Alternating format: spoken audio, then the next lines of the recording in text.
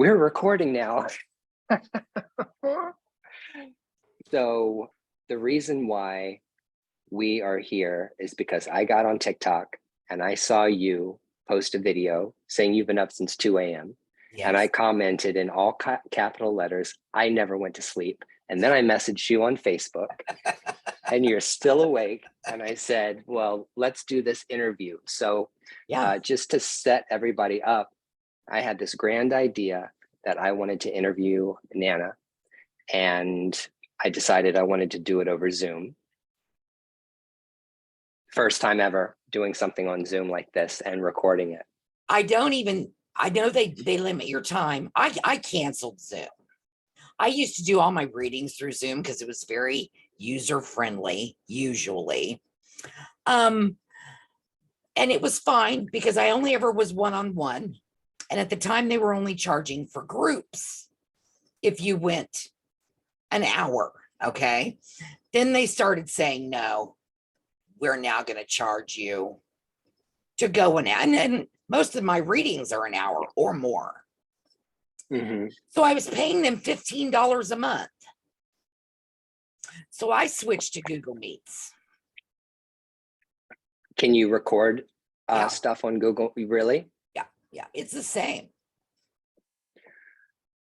I pay for the premium service. I pay like however much you pay to like be able to do that stuff on Zoom. Yeah, and I mean, as of right now, I'm still paying for it, so I'm using it. I just got sick of paying for it.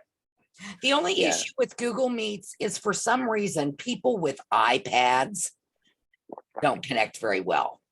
That's the only issue I've gotten with it, and it's completely free. They don't charge me anything. Wow. Well, I'll have to look into that. I guess where to begin? I want to know more about you. That's what it is. I like you and I want to learn more about you. This is like me just interviewing you because I want to learn more about you, because I find you to be an interesting person, and I'm pretty sure you've got a great story. So I like people that have good stories. I doubt that, to be perfectly honest. I highly doubt that. Tell me about like your family growing up. Tell me about like the religious environment that you were raised in. United Methodist. Okay, what is that like? Because you know how I was raised. Yeah, I know.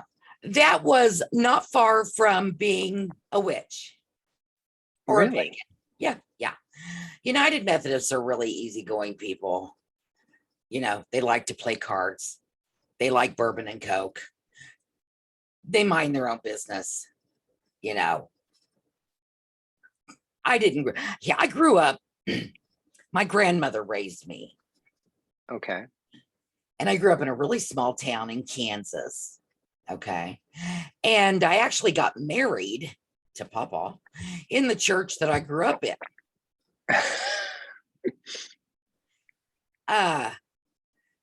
You know what? As I look back on things, I'm 56 years old. And as I look back on things now, I see how fucked up my life was as a kid. Okay? Really? Oh, yeah. My grandma had a really good talent of making my world normal. Okay. You know, my first, I'll call it paranormal for lack of a better word. My first paranormal experience was at 3 years old. I didn't realize that I wasn't normal until probably the 8th grade. Oh, wow. Because grandma didn't make me, I mean, don't worry. It was a lot of don't worry about it, or just keep going forward. Don't think about that. Right. You know, whenever I would bring things to her, like, okay, so I don't know, I'm writing another book and I'm telling some stories over my childhood about seeing different things that are not normal. And one of the things that I saw was a creature dancing around a bird bath in my grandma's friend's yard. And my grandma saw it too. And she just looked down at me and says, "Don't worry about it. Come on, let's go back to the card game." And we just went on. So it was not dramatic. It wasn't scary. It was, no, we're just going to go on. Wow. So I was very protected by her. Yeah. I came from parents that had no business having kids. So she protected me in that way. She protected me psychically. I think she tried to protect my mother as well. She told me many stories. My mother had the same abilities that I had. And I do think that that was her fighting that played a lot into her dysfunction, into her, her problems that she dealt with in her life. I think what my grandmother did for me made me made me be easier on myself. A lot of people with abilities think they're crazy. The people around them treat them like they're crazy, or will say, and don't get me wrong, I had people like that in my life, but it was a whole lot of whatever. We're not gonna listen to them. We're not gonna, we're not gonna hear that noise. Go ahead. It sounds like your grandmother played a very crucial role in your growing up and all of that. The whole role. Yeah, I would not have survived. I would not have survived. I owe my complete existence on this earth to her, because I would not have survived. Then you and I have a very strong connection in that way, because I feel the same way about my grandmother. I love my grandmother. My grandmother was a saint. She would take her shirt off and hand it to anybody. She was a generous person. She was the matriarch that held my family together as long as she was alive. And she died when I was 10. And when she died, it was one of the most tragic affairs in my life, because when she died, it felt like all the adults in the house were lost. It was like I was 10, and I knew that when she passed, that it was like all these other people, my father, my mother, my aunt, my grandpa, they didn't know what to do. Yeah. And I loved my grandmother. She was a wonderful person. And how long is your grandmother, did she pass? She has been passed for quite a while. Let's see. Oh goodness, for quite a while. I can't even remember the year she passed. How old were you about? Oh, I was grown with children. In fact, okay. she saw all 4 of my children be born. Oh, that's good. Yeah, that's great. Yeah. She died, I want to say something like 2003, 2004, something like that. Okay. So yeah, and I took care of her as her caregiver as well towards the end. And I've never, losing her, I've never had another person. You know what I mean? Mm-hmm. Mm-hmm. She's gone, so it's only just been me and my brother. Does your brother have any of your abilities? Yes. My brother's a seer. He's actually a better seer than me. Wow. Yeah. So it's just been me and him against the world forever and a day. So okay, so your grandmother was instrumental in your life, especially when it comes to how you were able to cope with your spiritual gifts. You were raised a Methodist,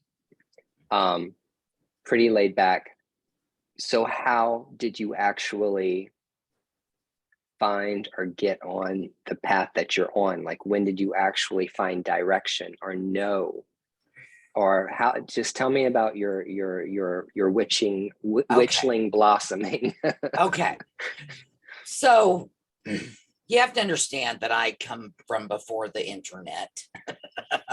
Yeah. And Oh, me too. right. I know. So all growing up, it was just a matter of, once I got to where I was old enough to understand that that everybody doesn't see the same stuff I do. Okay. It was more, well, we just don't, I just didn't talk about it. Shared with close friends, but pretty much closed up. Remain closed up a little. I mean, my high school senior thesis was on Satanism, so I was closed a little. No one knew I was practicing anything. And really, when it comes to traditional witchcraft, I probably didn't really start learning about that and practicing that until maybe the 90s. Up until that, it was just psychic abilities and paranormal things and seeing spirits and communing with the spirits. Somewhere like late 80s, early 90s, from my 20s into my 30s, I moved to the city. Okay. And then I got to meet different people. Okay. And then I started getting interested in witchcraft, because up until then, I didn't know what to call myself. Because, I come from the era of, what was that psychic that was, what was her name? It was on TV. Dionne Warwick. Yeah. See, I was just about to say that my earliest memories of psychics was seeing Dionne Warwick's commercials of like the Psychic Network. That's the earliest memory I have of that. That's all I knew. And I knew that that's not something I wanted to do. Okay. So I wasn't going to associate. I wasn't going to do that. So then that's when I started calling myself a witch. Okay.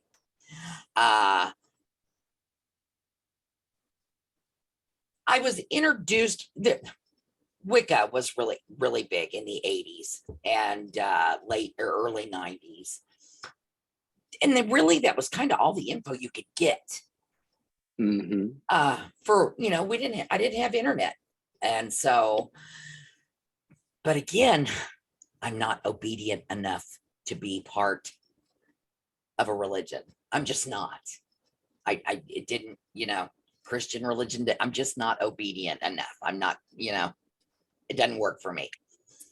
But I learned a lot and I appreciated it all the same, but I never joined.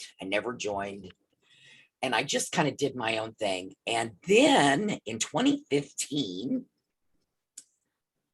I started getting into my ITC research. And that is when I really started delving. I didn't know it at the time. I only know it now looking back. But that's when I started this path of energy and how energy works and how we're connected. Okay. And how it remains.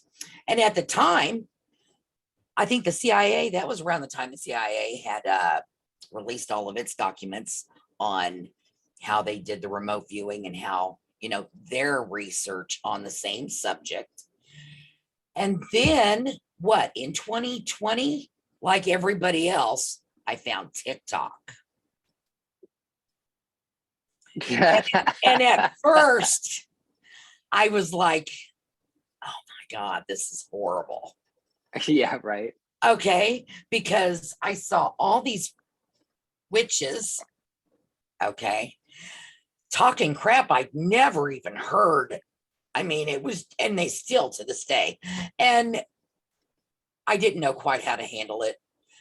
But I just kind of been riding the flow. And then, like I said, my research has brought me to this path I'm on now, which is all about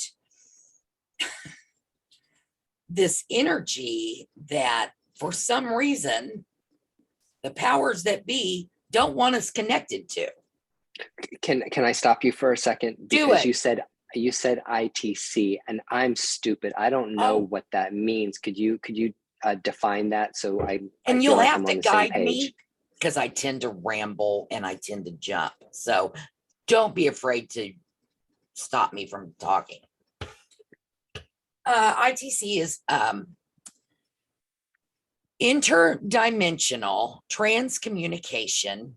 Okay. Or that's what it was in the 90s. Then they changed it, like in 2015, to instrumental transcommunication. But if you go to the World ITC website, which is the original, those were the first people doing this research at the time. It was interdimensional. And what it is connecting to the ether through instruments. When I began, it was the cassette tape, little tape recorder, you know, and that's how we gained EVP evidence and communication. Then in 2015, the computer programmers got involved, and then there was it just exploded with all kinds of computer software and ways to communicate in real time, of which I have a page on Facebook called Shroud Paranormal ITC. You can listen to my recordings of real-time communication with spirit. Go ahead. How is that like spirit box? Is it like the same concept of working with the spirit box? Yes, same concept. Except for the spirit. Yeah, same concept. I don't like those spirit boxes. I don't like everything that is out there. I don't think is the best thing to use. But spirit boxes that are not connected to any kind of radio wave. So you disconnect the antenna. It has no antenna, but it still cycles through the stations, but you're only getting static because there's no antenna. So there's no way for a voice to come through other than through spirit. Is that a spirit box? That's a spirit box. Okay. See, because I don't fuck with those things. They make me feel totally freaked out. And that's amazing because of the kind of stuff I work with. Well, yeah. So, yeah, but that's still creepy to me. Okay, so what's the difference between that and what you do? No, with what I did back in 2015? Yeah. Nothing. Oh, okay. I was just gaining so research. Well, I did get involved in a group kind of started by this guy big in paranormal at the time in ITC. It was Steve Huff. I don't know if you've ever heard of him. He's kind of a has-been now. He's not even around, I don't think, anymore. But he was, teaching people how to do this ITC work and help people cross over. And I got involved in that. And I worked a lot with the Archangel Michael at the time. Hey. Yes. And I worked with, he worked through me. I was a pawn. I should take no credit for any of it. But that work is no joke. And even someone of my experience had no idea of the ramifications such work would present. And I know there were people with far less experience than me doing it. And I got out of it and honestly haven't done it since. Why?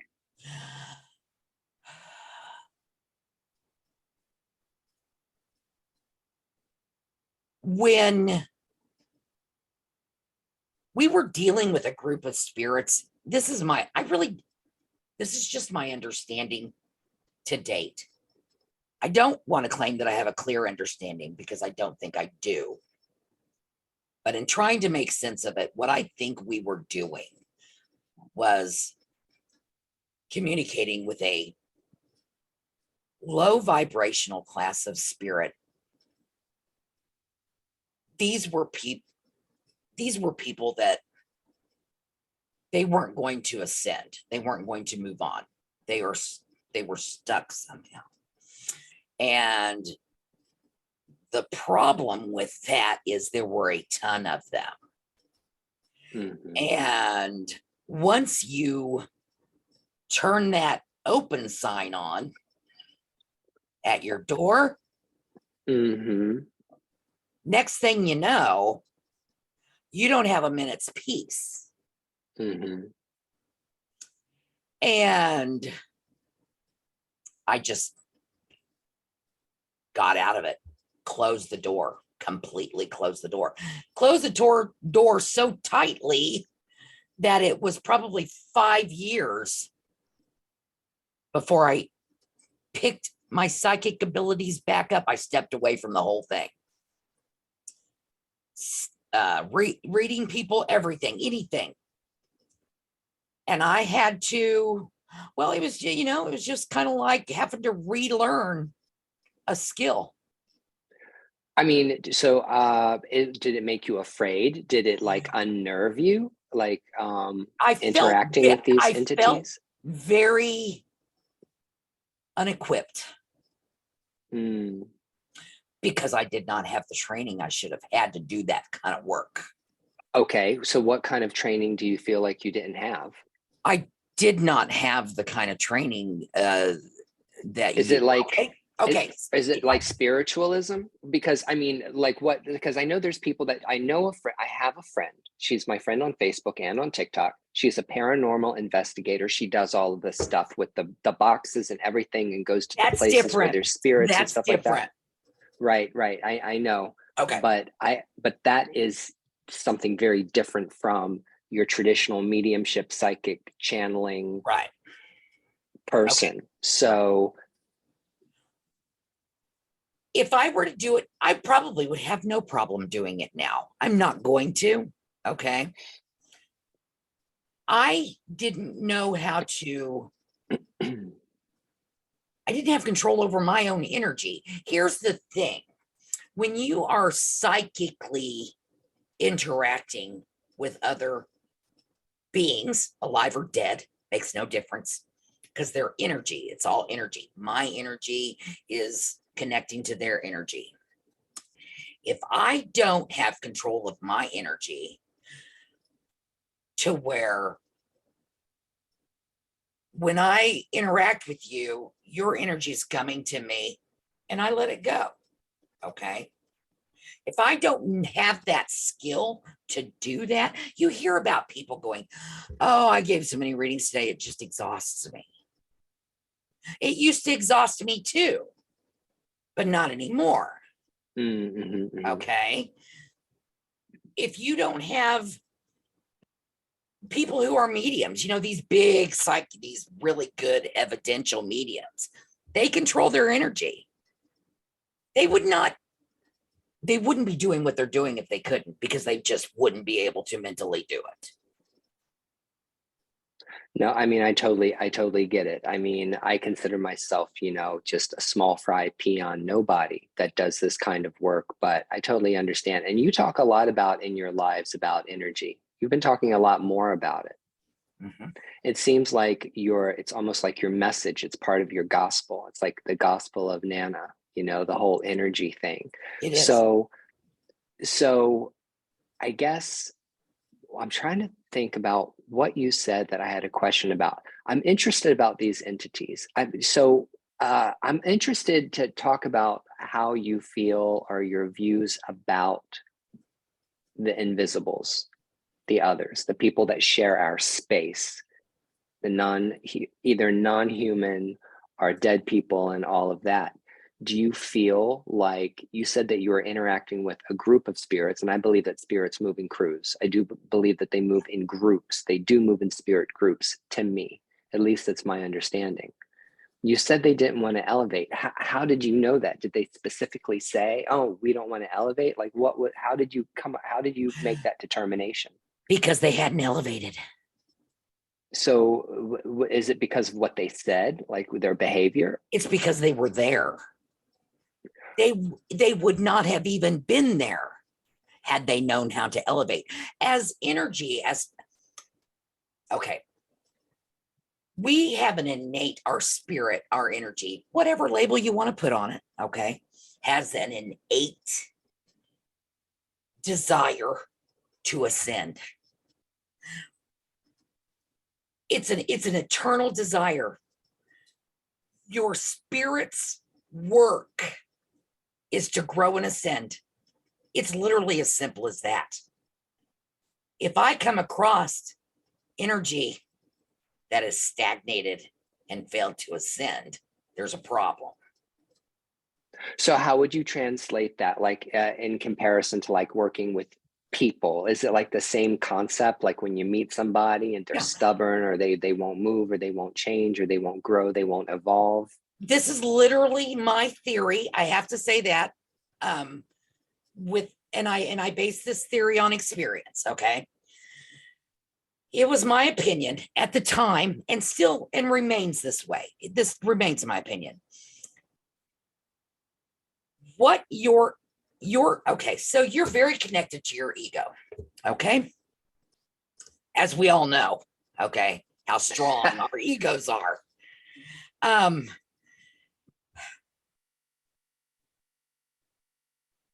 Our ego, some can say, is equally as strong as our spirit. Okay. When we fail to move, fail to ascend, that's a sure sign that the spirit and ego haven't separated like it should have. Okay. When we end, okay, our earthly existence, our ego should slip away and our spirit should ascend, but it doesn't always happen. And that's what I think happens to these spirits that are stuck. Their ego won't slip away. It's too strong.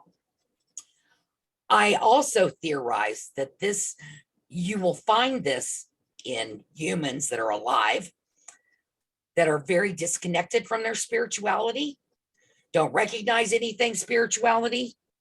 They're usually very cold people. They just have no depth. Okay, you know what I'm talking about. They have no depth. It is my theory that it's those types of people that sometimes end up like this because their egos are stronger than their spirit. Okay, so I'm trying to connect the language that you're using with the language that I connect, because Absolutely. just in case anybody doesn't know what I do, I consider myself, and when I say consider myself, it's because I everything is so goddamn subjective. It's very subjective. We have such a subjective experience. We're not going to know till we times, die. right? But it being embodied, and navigating through this space as an embodied person, breathing spirit in a body. I consider myself a spiritualist first, and then I consider myself a magical person after, because I don't practice a lot of magic. Most of what I do is all spiritual stuff and working with these spiritual energies. And in the spiritism or spiritualism that comes out of the Caribbean, there's a huge influence of French spiritism that made its way down into the Caribbean by the books and the teachings of Allan Kardec. And so the language that you're using about, ascending and getting stuck is like a really big thing for people that practice spiritualism. So the point of what I'm trying to say is is that when you use the word ascend, define that. Like, what is your definition of ascending? Like, what does that mean? Okay, so with my experience in what my guides have told me, what I learned in my ITC research in talking to spirits, because all the spirits that I spoke to weren't stuck. Some were ones that are able to go back and forth and are just fine doing whatever job they're doing. I do absolutely believe that there is a place. Some people call it the Hall of Records. Some people call it the Akashic. Different names. Okay. I do, and I know this, and you again, worlditc.org, they even had groups of spirits working with them. That's why I know they work in groups, because there is audio evidence of groups of spirits working with earthly scientists to create devices that will link the ether to the earth. Okay, so that's why I know that part at least is true. And I think we're part of groups. Okay, and I think these groups are fluid. I think you can change groups. But when you ascend, you go back to your group. You regroup. You're always regrouping and always deciding what is it we want to create for ourselves as a spirit. And it's that question that leads us to our next life or our next purpose. Sometimes that's to come back to an earth. Maybe it's to go to another planet. Or maybe it's to stay here so we can help another spirit partner or family. I'll call it spirit family, because it's really you can't say brother or sister. There's no gender. So maybe next time I'm going to stay back and I'm going to assist them as their guide in their life lesson. So would that be a spirit guide? Is that Yeah. what you would consider to be a spirit guide? Yeah. A spirit that has ascended but chooses to stick around for whatever reason, or goes back to its soul group and continues to work for the evolution of people that are alive. Exactly. And I think people label spirit guide. You can call it spirit guide. You can call ancestor. You can call it whatever. I think it's all the same. I think when we talk about past lives, the reason we can connect to that is because we are recalling our past experiences with our spirit group. Okay. These are lessons we came back to do. That's why you have past life memories. You do realize that the concepts you're talking about are the same concepts that have been preached about in Ifa for thousands and thousands and thousands of years. They were preached about by cultures across the planet. And I don't know how many, almost every time I get on this subject, that's exactly what I bring up. There is a reason. There is a reason. And that reason has to be because that's the freaking answer. Right. That's fucking simple, people. That's just right. Pay attention, right? I mean, I know, right? I am a descendant. I'm come from ancient Germanic people on both sides. And so if I follow, and I really don't follow any religion, so don't take what I'm about to say as that I do. But Norse paganism is an interest of mine. Okay. If you were to come into one of my healing rituals, okay, not knowing anything, and if you were to come in during a time where they were just playing the music and not speaking ancient Germanic or Proto-Norse, you would think I was doing something Native American. Right. Okay. Yeah. There's a Yeah. reason that they use fire. There's a reason that they use smoke. There's a reason that they use drum. There's a reason that they use chanting. Yeah. And that's cross-cultural, and it existed everywhere, Everywhere. everywhere. Yeah. Yep. And it's because those are the things.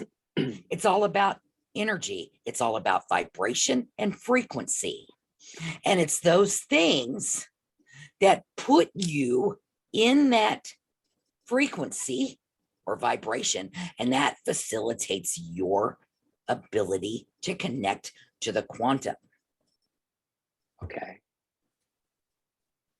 It's And that would so be easy. ascending. That would be part of your ascension. Um, you can say that. You can call that. You can say that. Yeah. As an earthly person, that would be. Once your spirit, I think it kind of, the word ascension doesn't fit as well as, here's the thing. I think we as spirits are very self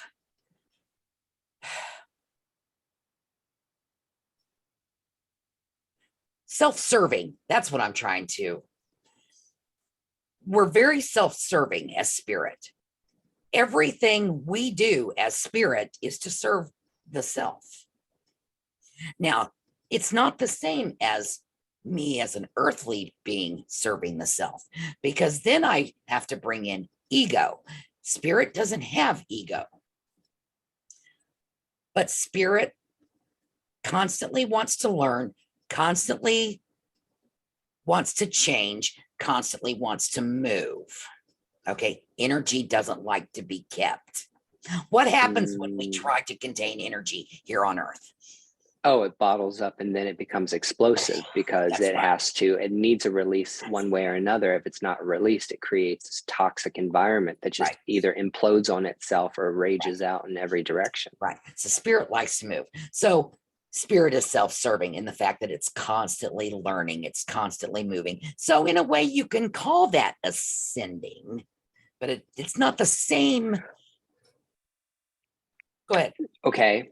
So we're hitting topics that just tie into just ancient. This is ancient. This is for anybody who's listening to this podcast or anybody who watches this video.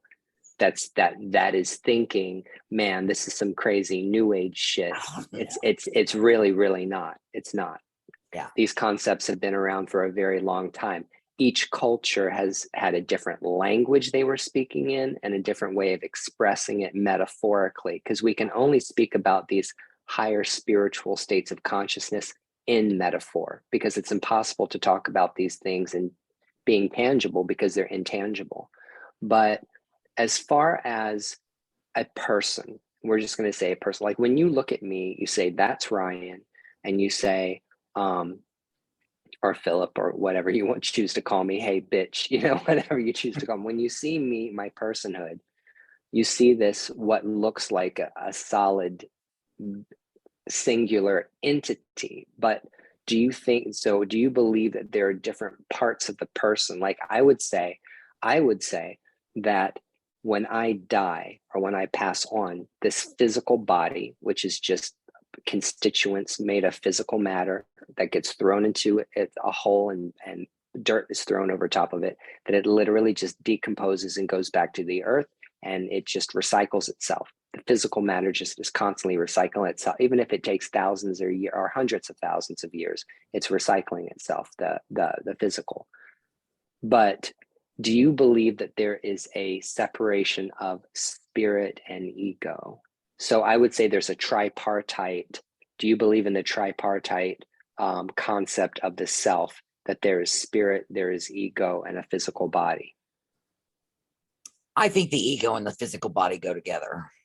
Oh, okay. So what you're saying, okay, this is good. So now we're talking about basic knee-jerk reaction. We're talking about conditioning. We're talking about the biological drives that exist within the physical body being something separate from spirit. So what you're saying is when the physical body dies, the ego is supposed to die with the body. The spirit Yes. is supposed to ascend or move on. And spirit Yes. is all of that, those intangible qualities about yourself.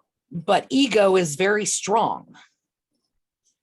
Okay. Do you think it's the ego that drives reincarnation?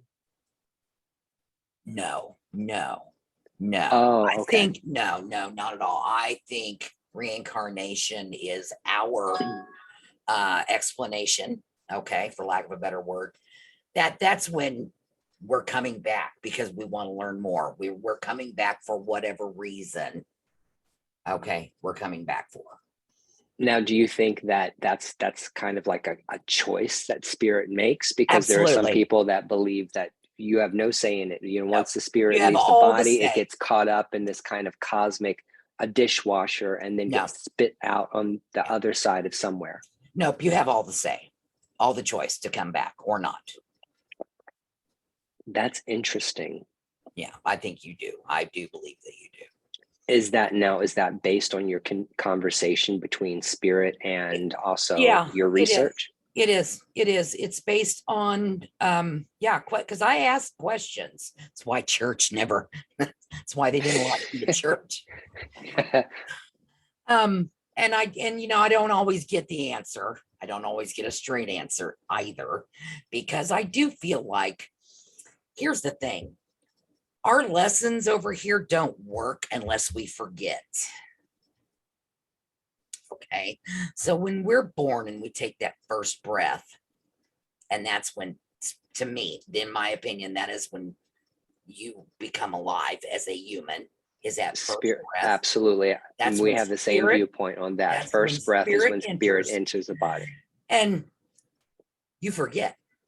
Now, not everybody forgets, and in fact, you do remember a little bit up until you're 2 or 3 years old. But then you forget because you have to. You can't properly do the work or properly do the lesson if you are remembering. There would be no point. You see Yeah, what so Yeah. in my tradition they say that it's you swim through the river of forgetfulness to get to the other side when Okay. you're embodied. Yeah, it's the Okay. concept is that Yeah. and I just for educational purposes, the concept in Ifa, which is my primary path, you know, and it's a spirituality, it's a lifestyle, it can be a religion, but for me it's more spirituality than anything else. The concept is before you incarnate, you say to the other spirits in your court or the other people that walk with you in your spirit group, which we call Right. Egbe, I want to incarnate, and when I incarnate I want to have these experiences. I'm trying to understand this, I'm trying to get this accomplished. So we have a very strong sense of destiny plays a very, very crucial role in the concept in the spirituality. So the idea is the spirit jumps off whatever cliff to come down to the material body, swims through the river of forgetfulness. At first breath, this physical body or this vehicle, the spirit unites with the body. That is the first time the spirit and the body come together. You have already chosen your parents, you have already chosen your body. Mm-hmm. You come into this life, you forget who you were, Mm-hmm. and it's like you start everything all over. It's like a blank slate. It's always a blank slate. And what we say in spiritualism also is that it's God, however you want to define that, is God's loving way of allowing individuals to evolve and grow and ascend. Prove yourself, prove what you're really made of, you know, what you're trying to accomplish. There's no judgment in an afterlife. There's accountability in the afterlife, but the concept is that it's all you. You're making the choice to come here. How you actually move through space is up to you. And when you leave here, then you're going to go back. You're going to make an accounting for what you did, and then, you know, proceed from there. Whatever the proceed from there means might be reincarnating and coming back to maybe do the same lesson again, Mm-hmm. or to do something else. So Here's is one thing we have to remember, and what when you're saying we have to be accountable, assuming you're talking, There are bad people, okay? Really bad people. We need to not forget that if spirit comes down here, okay, let me back up. Let me start over. The question might arise as to, as a spirit, why would I come down here to be a serial killer? What would be the purpose? What would I be trying to learn as a spirit coming down here to become a serial killer? And we have to always remember that sometimes we are not here for us. Sometimes people, well, I'm going to say people, spirit will come and they're not here for themselves. They're here for someone else. So if there all these horrible things that happen in the world, okay, there's a reason, there is a reason they're happening. I don't like it when people go, well, you know, it's God's will and there's a reason, and it drives me crazy. But the fact of the matter is they're not completely wrong. Everyone that comes down is not always here for themselves. Sometimes they're here for someone else. Okay.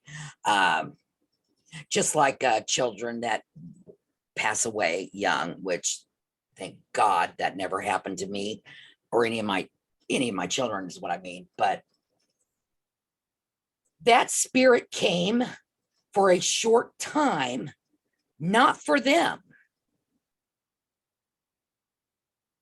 Am I making sense? Yes, I've heard Okay. I've heard a priest who is very well known and respected in the tradition say that why would a child come here just to live and die for a day or for a month or be sick and die? And the answer is because the parents or somebody else had some kind of lesson to learn. Yes. And that spirit accommodated by doing that. And sometimes these things are horrible, you know, like all the horrible things that and we won't go into all the horrible things, but there is a reason. There is a reason.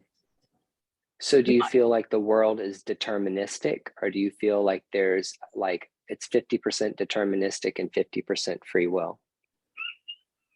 Because I'm kind of like one of those half and half people. Well, so the concept is you have a destiny to achieve, but how you go about accomplishing that destiny is going to be up to you. It is my opinion that when we talk about free will, we're talking about the ego. Okay. And we do have free will. And I think free will often prevents us from ascending to where we could be. Okay. Which is why I feel like it's part of our ego. I think I tell you what, the more I get into quantum realities and the more I study this subject, which I will for the end of till the end of my life, because I will never learn everything, the more I am really believing into this timeline thing and the fact that we have several infinite amount of realities that exist at the same time. And at any time, we have the control to switch our reality. I'm sorry. What? I'm sorry.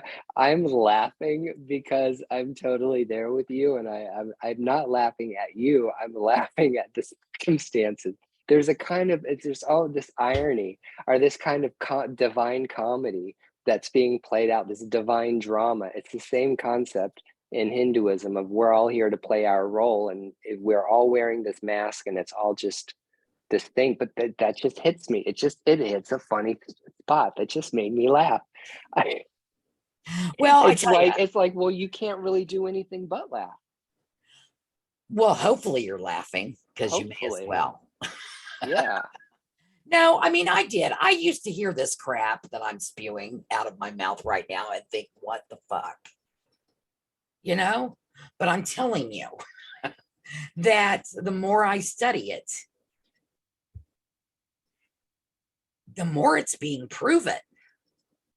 Yeah, so that's what I want to get into with you. I want to talk about the whole quantum realm and quantum My magic and quantum everything. favorite Right, subject. right. So you would say that talking about this stuff, so going quantum now, we're moving beyond these basic concepts, and now we're trying to get more scientific about like the process. Is that what it is? Well, that makes it sound so much harder than it is, because to me, when the more I study the quantum, the simpler everything gets. Okay, so I need you to break that down for me as if I was like a kindergartner, because I literally am. Science was never my thing. I love science. I watch YouTube videos about science. When I hear scientists talking, because I'll listen to these like famous scientists talk about this kind of stuff, I listen, yet I can't comprehend. I listen, but it's almost like that person could be You speaking know a what? foreign I think that's language what's to me. happening with my book. I think people are reading it, but they're not comprehending it. And I really Break try. it down. I really Break tried it to break down. it down. I don't know where to start. I'm gonna have to assume that you've got a basic understanding of quantum theory. Okay. I've got to, because I can't give you a lesson in quantum theory. I can, but I probably wouldn't do it very well. But it's something you need to study and understand before you're going to understand any of it. Okay. Okay. So let's say I understand quantum theory. So I'm gonna guess that you have a basic concept of quantum theory. Quantum, the quantum field, the quantum sea, the quantum is everything. Everything. Okay. All made of atoms, all made of particles. Okay. Our thoughts, everything is energy. Everything is energy.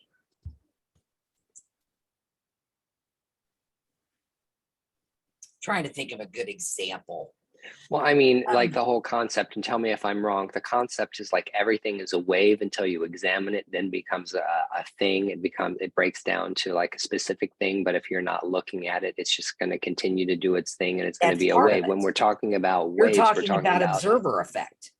That's part of it. okay. That's what you're talking about. Okay, perfect. That gives me a stepping off A point, place. because Okay, that's quantum is how a about that? huge That's where subject I'm and I at. didn't know where to start. Perfect. Right, You're right. talking about observer effect, which is a perfect example of how we have the power to change things. Okay. Okay. They had and I encourage everyone listening to get on the internet and look this up. They had a test that they had a board and it had slits in the board. Okay.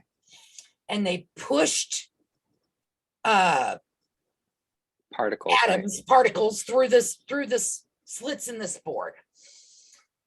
And the particles lined up with the slits, as you would expect them to do so. But as they were observed by the scientists, the particles changed and condensed. As they were not observed, they went back to being normal. That's a perfect example, a proven thing. This isn't a theory. This is a scientific experiment that was done that proved me looking at something changes how that something is reacting. Behaves. Now, behaves. Now, we experience this even more every day with each other. You seeing my video this morning immediately changed how you behaved, because it caused you to message me. And here we are. Okay. And that's what I mean when I say everything happens for a reason. Yes, everything happens everything happens for a Okay. reason Okay. in a Yes. cascading effect. Yes. Yes. And what you're talking about, everything happening for a reason, that's where spirit comes into play. Okay. Okay. The reason it's happening is because they want it to happen for you. The universe wants it to happen for you. Okay. Now, I'm not going to sit here and pretend to know how spirit plays into all of this. Okay. I'm not gonna. Um, I may never learn that. I'm studying it, I'm researching it. I may never know until I'm back in spirit. Okay. But what I do know now at this point is quantum reality is real. It does exist. It's easier to control than we think. The biggest issue people have with not being able to control the quantum is their ego. It's their ego. We as humans, the ego doesn't like to let things go. It likes to keep things. It's like a hoarder, and it keeps things and it keeps things. And it's not until you do start really learning how to detach and let things go that that quantum energy then fills that space, and then you start seeing and you start understanding. That's kind of where I am at in my. Okay. So does that mean that when you speak of the ego, you speak of it in the negative, as if the ego is a negative Okay. thing? I see it as a neutral thing, but I see it as the problem, or the stump to get over in spirituality. Right. I don't mean to speak, it's not a negative thing. Okay. The ego is not a negative thing, but it is, like you said, it's a speed bump. It prevents a lot spiritually in people. So if someone was able to if somebody, see, this is when I say this, I laugh, because when I think about myself, I'm like, you're never gonna get there, you motherfucker. You got the biggest ego on the face of the Oh, we planet. probably will When never get there. but when let's say that somebody had the ability to do that, like let the ego go. Now you're talking about people who are become spiritual Oh, you're masters in talking, their craft. You're yeah, talking about you're talking about Zen masters. I mean, I'm never, yeah, that's not going to happen for me. yeah, yeah, I yeah. don't So expect that's that to happen.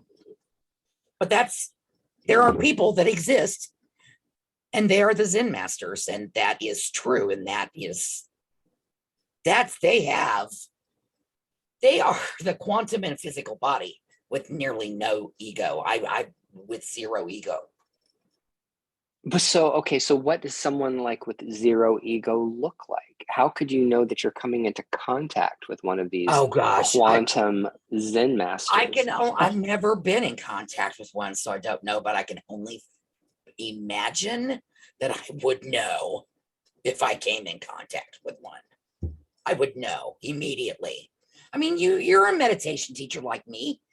You've studied Zen meditation. You know what Oh there my God, I've studied this. I've studied there this. would I almost said this shit. I've studied this stuff for 20 years. you would know, don't you I think? mean, well, um, I don't know. I don't know if you would know. I don't.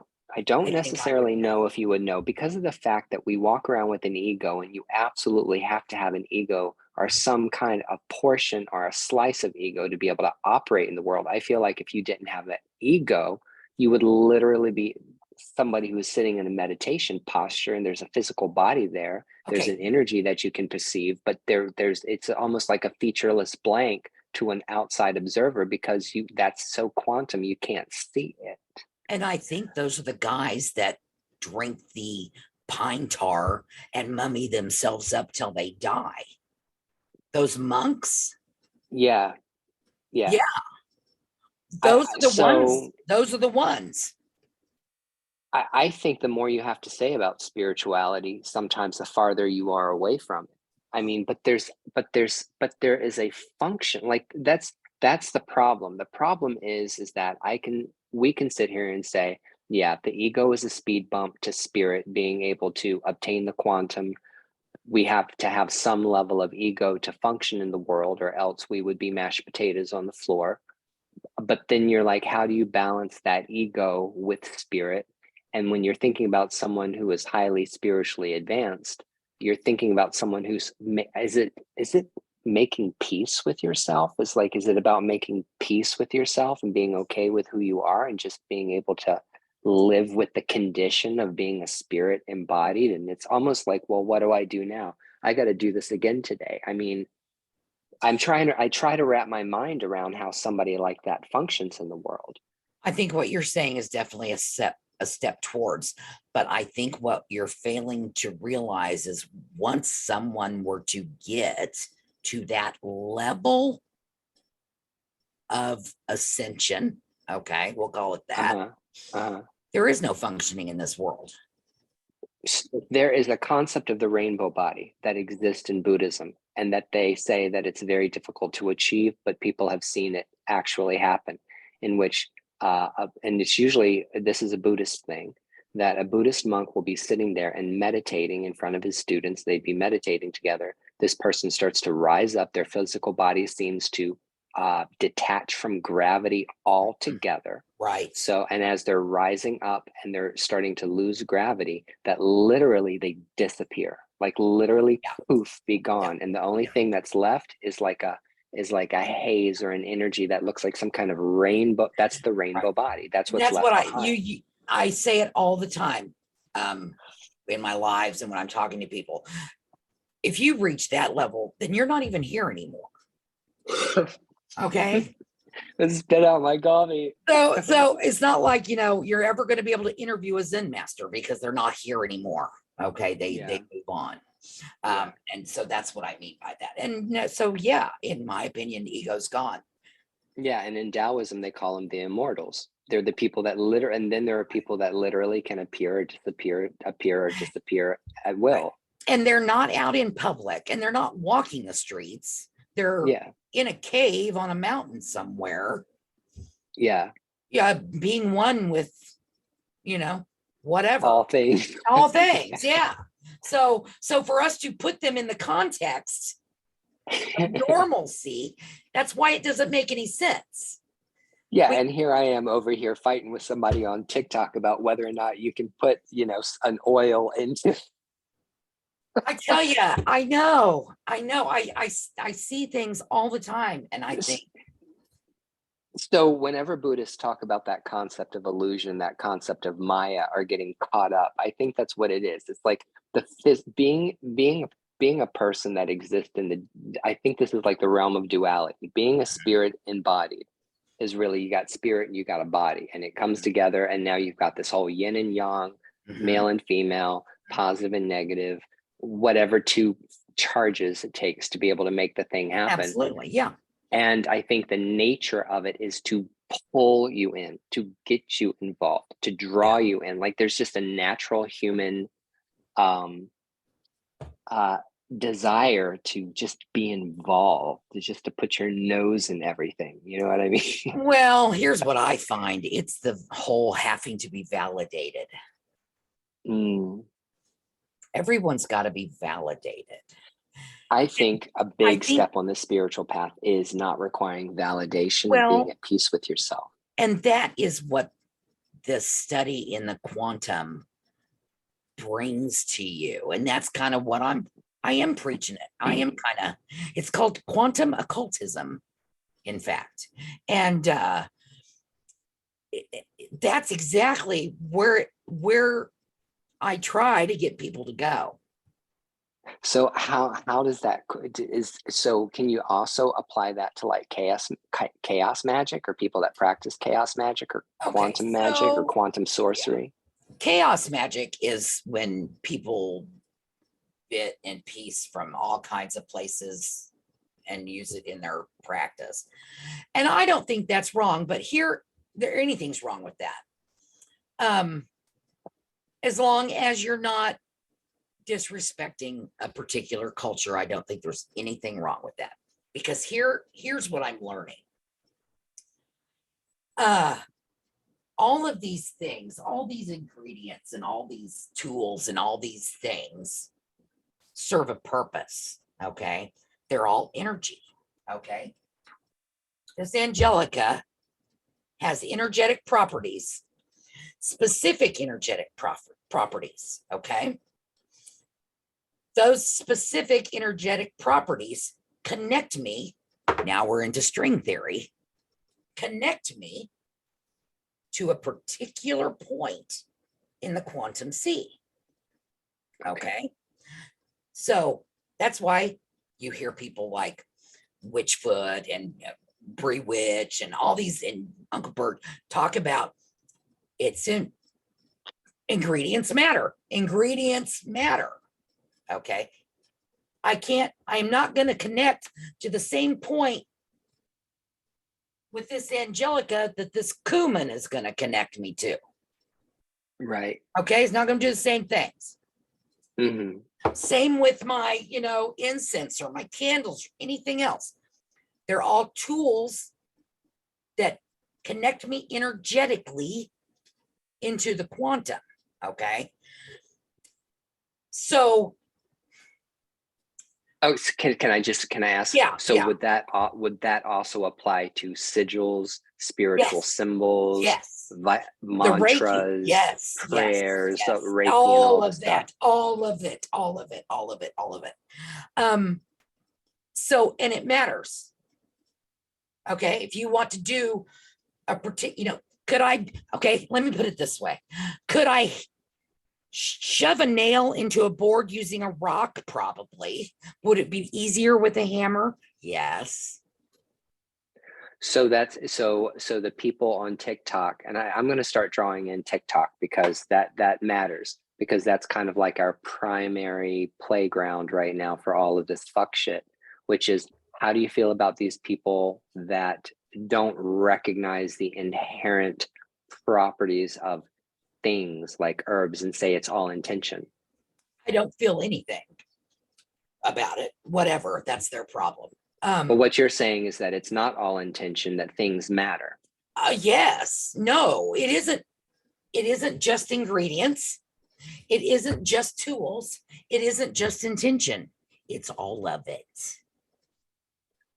So I've been telling people that people forget that we move through space in the same way fish move through water, and Yes. that what you perceive as what you're in space as being nothing, it's space is something. It is something. There's no such thing as nothing, as in absolutely nothing. Right. Space is its own. So when you're talking about the quantum field, you're talking about literally what is in the field of vision, like what you have the ability to perceive, like what is the energy around you. However, you're right, but let's remember that for me, for instance, I have the ability to perceive way past what's in my physical. Right. Well, so what we're talking about is the physical brain exists in one point because time, space, physical body, your physical body can't be in more places than one, but the concept in mentalism but yes, it can, because then you're mind, talking about superposition. You're saying the physical body can be in more than one places at the same time. You are existing on multiple timelines and places at once. Okay. So why am I only conscious of talking to you right now on Zoom? Because this is the reality that you created when you watched my video this morning. Okay. So basically everything you think, everything you say, everything you do, and everything that comes into your field of awareness, meaning where you concentrate or where you, like the collapsing of the wave or all of that they said that, the observer effect, that what you're observing is going to change how you perceive things. All of that stuff is what's creating reality right now. Mm-hmm. So if you wanted to change your reality, then the first thing you would have to do is change your attitude. I mean, like where you have to change your mind. You got to change your energy. You have to, so, okay.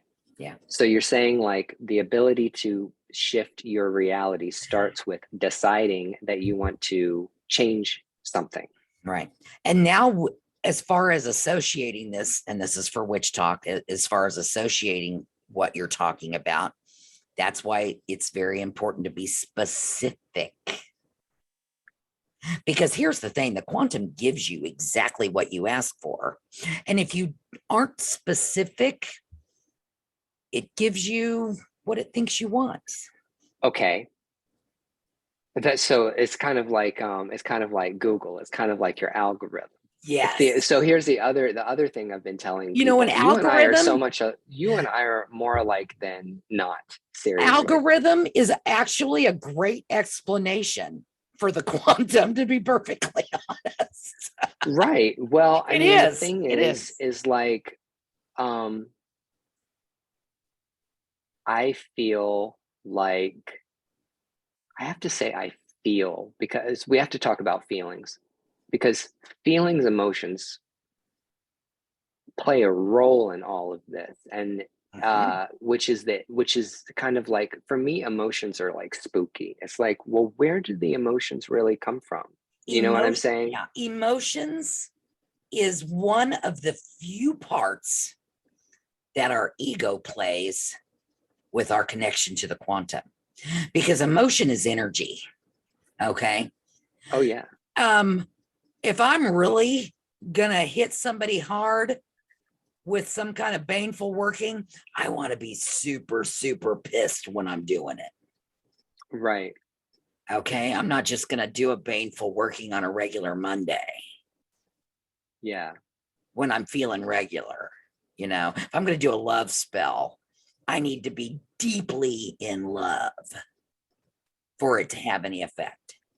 Right. So I've been telling people that in order for magic to be effective, you have to feel it. If you're not, I Yes. feel like if you're not emotionally connected to what it is you're doing, then you're not going to feel the result that you Right. want. And I hate to say it, but even like Buddhism, like we can be philosophical, we can be very logical and reasonable about stuff. But when you think about it, why the hell would somebody sit on a cushion staring at a blank wall for 20 years unless they really, really, really, really wanted to, liked it, or felt emotionally connected to it? That's why I practice what I do, and I don't practice Buddhism. My spiritual practice is highly emotionally charged, very, very emotionally, to the point of you can really burn yourself out with the amount of energy raising, that we do. Right. Right. So for me, emotions play a very, very crucial role in when you're practicing magic and witchcraft. So what we need to do is we need to, stop and define that you and I are both magical practicing people. I Mhm. would like to go into the more magical practicing element of this, because there's a lot of people that might be saying, okay, Nana, okay, Ryan, you're talking all this smack about the quantum field, and yes, I know that, like, my intentions and how I feel matters, and where I focus my attention matters, and emotions and all of that. How does this play out practically for someone who is practically practicing magic, practical witchcraft, practical sorcery and ceremonial? That's your book. Tell us about, That because tells you all of that. yeah, tell us about, like, your books. Give us a breakdown on your books, because I want everybody to know that Nana has written multiple books and they're phenomenal. And I need you to, like, Oh, thank describe you. each one and tell me, what it for what purpose it served, Okay, or so why you decided to write it. the compendium of magical ingredients was just a compendium, a compilation of the stacks of papers and written notes and my own collection of stuff that I'm just sharing with the world. Okay. That's really all that is. The 2024 spellcrafting in season is going to teach you how to write your own spells, because when people contact me, you can ask anybody. If you have contacted me about a spell, the first thing I'm going to say to you is, why aren't you doing it yourself? Okay. I can do it for you, but it's going to have a lot more power if you do it yourself. It's your emotion. It's your connection to the quantum that's going to make that work. I can connect to the quantum and direct energy. It's going to be a lot stronger if you connect to the quantum. Okay. And then there's the quantum, and it also, let me go back to that one. It also has, it's a grimoire as well. So not only it has the calendar, but pages and pages of journal pages for you to write your spells and practice them. And it goes into the moon phases, retrogrades, all of that, and how that affects your spell work, days of the week, all of that. Okay. People aren't going to like that very much. What? People aren't going to like that very much. Why? Well, I mean, here's the thing. I feel like people that lived in other times, and I mean like ancient peoples or even people even 200 years ago, were much more deeply connected to magic because that they understood this concept of correspondences, like in magic or high magic or even grimoire magic and stuff like that. I've said it before, you know, there are some spells that people say you can only do within 1 hour on a particular month in a particular year when you're catching some kind of celestial event. That's because grimoire magic and also high magic is very, very astrological. That's based on astrology. That goes back to Judaism. It goes back to Greek, Roman, Egyptian, Babylonian, Chaldean. All of this stuff is based on all of those religions are celestial religions because they're all focused on celestial events. Yeah. So here's the thing, and I talk about the book I'm most excited about, in case nobody can tell, is the Quantum Witch book. This is the one I'm most excited about, and I go into that. Here's the thing about doing things that are particular, rituals. We'll call them rituals. That'll encompass all of that. Okay. Rituals matter. Why do rituals matter? Because they create the correct frequency to draw that string, that line into the quantum to get what you want. That's why we do rituals. That's why you can't just roll a candle in oil, roll it in some basil, put it over there, light it on fire, and go have supper. Okay, so you're a proponent of creating ritual and ceremonial practice in harmony with casting spells. I feel the same way. Yes, because it creates energy. Mm-hmm. And without the energy, you're not going to get anything. Oh, people aren't going to like that very much. Yeah, I'm really sorry. I didn't write the rules. Yeah. Yeah, I but mean, for all of the people that don't want to play by the rules, they're not gonna like that very much. That's the ones that are crying, my spells never work. Or, you know, here's the thing. Another thing I want to bring up. And I hope it doesn't change the subject too much. But when I get a lot of people that message me that they're having bad luck, okay, or things are just sucking, their life just sucks. I immediately come back to, what are you doing that's going against your path, your existence? Usually when we find that things are negative, okay, we are creating that. Okay, we are creating that, and we need to figure out where it is that we need to shift things. That's why our spell work isn't working, because you're not creating it. Does that make sense? That doesn't make sense. No. Hold on a second, because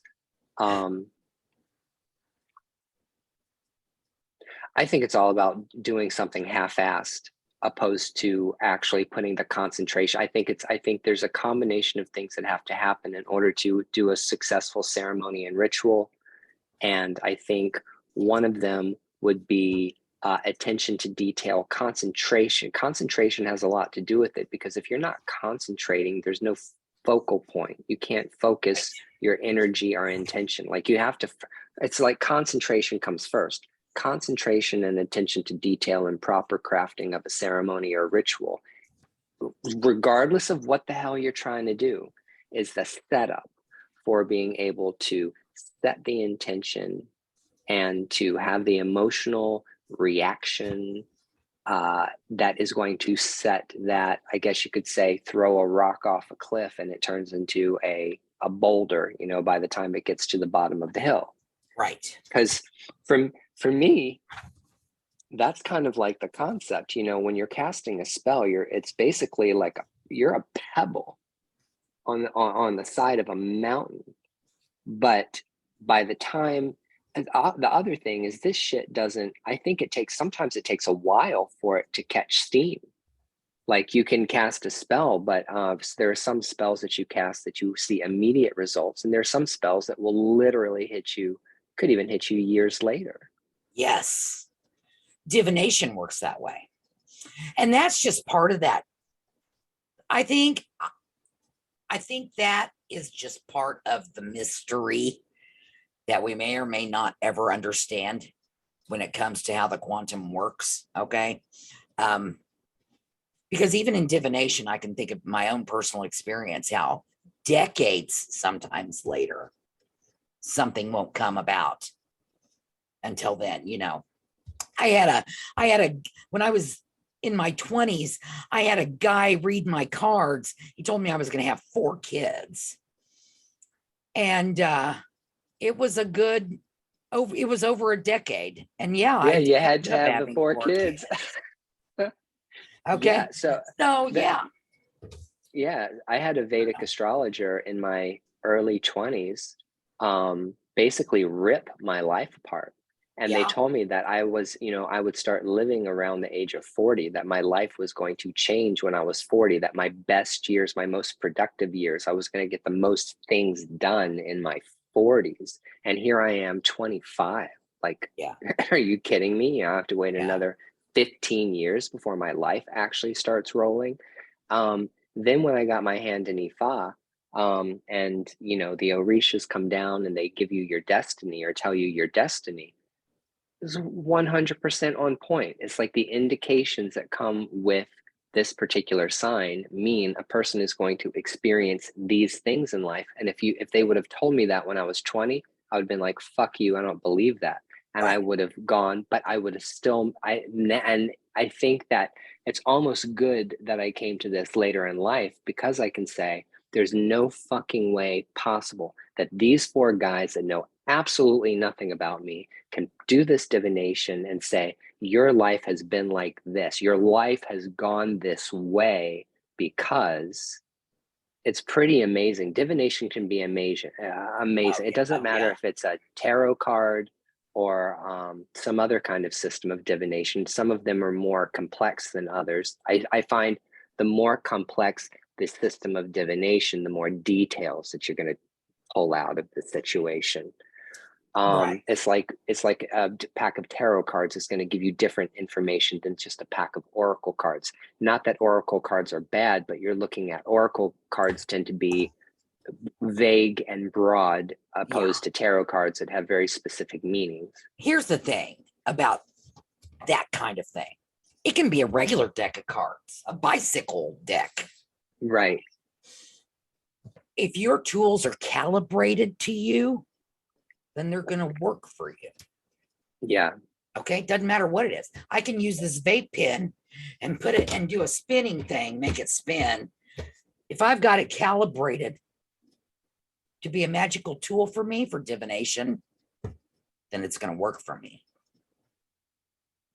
So my question for you is, what, in your opinion, what should people be doing? Like literally, what where do you go with, if someone is listening to us in podcast, or someone is watching this video on YouTube and they're like, wow, this shit's blowing my mind. Maybe somebody's never heard about this before, or they never thought about it to this level or depth, or I guess you could say the implications of it all. Right. What do you think people should be doing? What is the practice people should be doing in order to harmonize themselves or change their energy, vibration, whatever you want to call it? Firstly, you would need to understand that it is not something that it's going to happen overnight, in a week, in a month. Okay. It's something you're going to practice at probably till the day you ascend and your body goes in the ground. Okay. Understand that firstly. Secondly, it's not so much of what you gain, but what are you getting rid of? You need to learn to get rid of things before you start being able to gain things. Okay. Again, and I said this earlier, the ego doesn't like to let go of shit. Ever. It's a very hard thing. Once you do it, though, and you start practicing it, it does get easier and easier and easier, just like anything else you would practice. But you've got to get rid of things like, I'm going to be just repeating crap you've always heard. And that's the thing. That's the infuriating thing about this practice, is that this is crap I've heard, but it's fucking true. You've got to get rid of what other people have bestowed on you. When people make appointments with me for counseling or whatever, and we talk about, okay, we're going to start doing shadow work, for lack of a better word. Say I've got an issue. Okay, I've got an issue. I've got to start asking myself questions. As you ask yourself questions, you will eventually get to the question, and there will be no more questions. So you've got it down to one question. Now, if the answer to that question is something you did or something you said, you're going to have to meditate on that, put that in its place, and deal with that. If it is something someone else did or someone else said, you have no business keeping that. That is junk that ain't yours. Even when somebody has done something bad to you, someone has assaulted you. Yes, exactly. Okay. Especially then. Okay. You've got to get rid of things that do not belong to you. You have no business holding other people's shit. None. Not so. Anybody who's wanting to begin the path that I'm on, you've got to start there. You've got to start there. Why am I, why do I have such negative self-talk? Well, you need to ask yourself questions. Write them on paper if you need to. Why am I always thinking I'm fat? Well, because usually when you start dealing with things like self-talk, somebody else put that in your head. You didn't do it. Okay. Now, if you're dealing with trauma, someone else made you feel that way. Okay. People, military men who have PTSD, and 4th of July, they can't take it. Something else caused that for them. Okay. Now, when it comes to trauma, some trauma can really go deep. Okay. And it takes psychological help, which is another thing I always tell people. Don't be a therapists are great people. Oh, I'm a total proponent for getting therapy. Get therapy. Yes. Get therapy for that. Yes. You don't need to be practicing magic. You need to be talking to a therapist about how you feel about yourself. They are wonderful tools when it comes to this kind of work. But it's not until you learn how to do that, do you really start moving up? Because right now, everyone is so defensive. They're defending themselves. They require validation. You know, I still struggle with it, and I probably will struggle with it for a while. But I'm getting better. Okay. There's always going to be someone to come against you. Okay. And if you allow that energy to change what is happening, then you are not creating the reality you want. You're creating the reality they want. It's that simple. That's why we talked on a live before, and I talk about blocking people immediately, not even saying anything. Block. Don't even say anything, and block on all platforms, not just TikTok. If you're friends with them elsewhere, block everywhere. I don't block forever. Okay. Once I gain control, you know, I want to figure out, okay, number one, why did that trigger me? Why did what? Okay, I'll just use you, Ryan, because you're so Go easy. ahead. Why did what Ryan just say on his video? People? You know, that's it. Why did what Ryan just say in his video that wasn't even directed at me? I just watched it. Why is that triggering me? That's the question. So I might block you everywhere to detach away from whatever that energy is. And then I'll go back later and be like, okay, I understand. I understand. That's controlling your energy. Now, if I were to just clap right back with some kind of video, I'm not doing it. I'm letting you create my reality. So that's why I do that. I mean, I've blocked you before. I've blocked all kinds of people. They have no idea half the time that I've blocked them. You know? Yeah. Because I am wanting to find out, why is that? Why is this triggering me? Yeah. See, so the thing is that after my grand cancellation moment and all of the fuck shit, people coming for me, and I got into that. See, I fell into that trap so deeply, so bad. It was like Alice falling through the looking glass. Yeah. Is like, I asked myself after all of that was done, like weeks after that was done, I asked myself, why did I ever allow anyone to make me feel any kind of way about me? Right. Why did I allow those people to trigger me so bad? Well, because basically what I did was I allowed myself to allow other people shape the narrative about myself and to basically drive me to the reality from which they wanted. Well, because and you also, I think, as we all do, I think this is everybody, not just you. It's that whole validation thing. Yeah, and defending yourself, trying to defend yourself. Yeah. Yes. And you've got to not need to do that. Right. You've got to not, I don't need to defend. If you don't like what I'm saying, peace be with you. Yeah. Or I'm not here to change your mind. I'm here to live by example. And if you are interested in what I'm doing and what my path is, you are welcome. If you are not,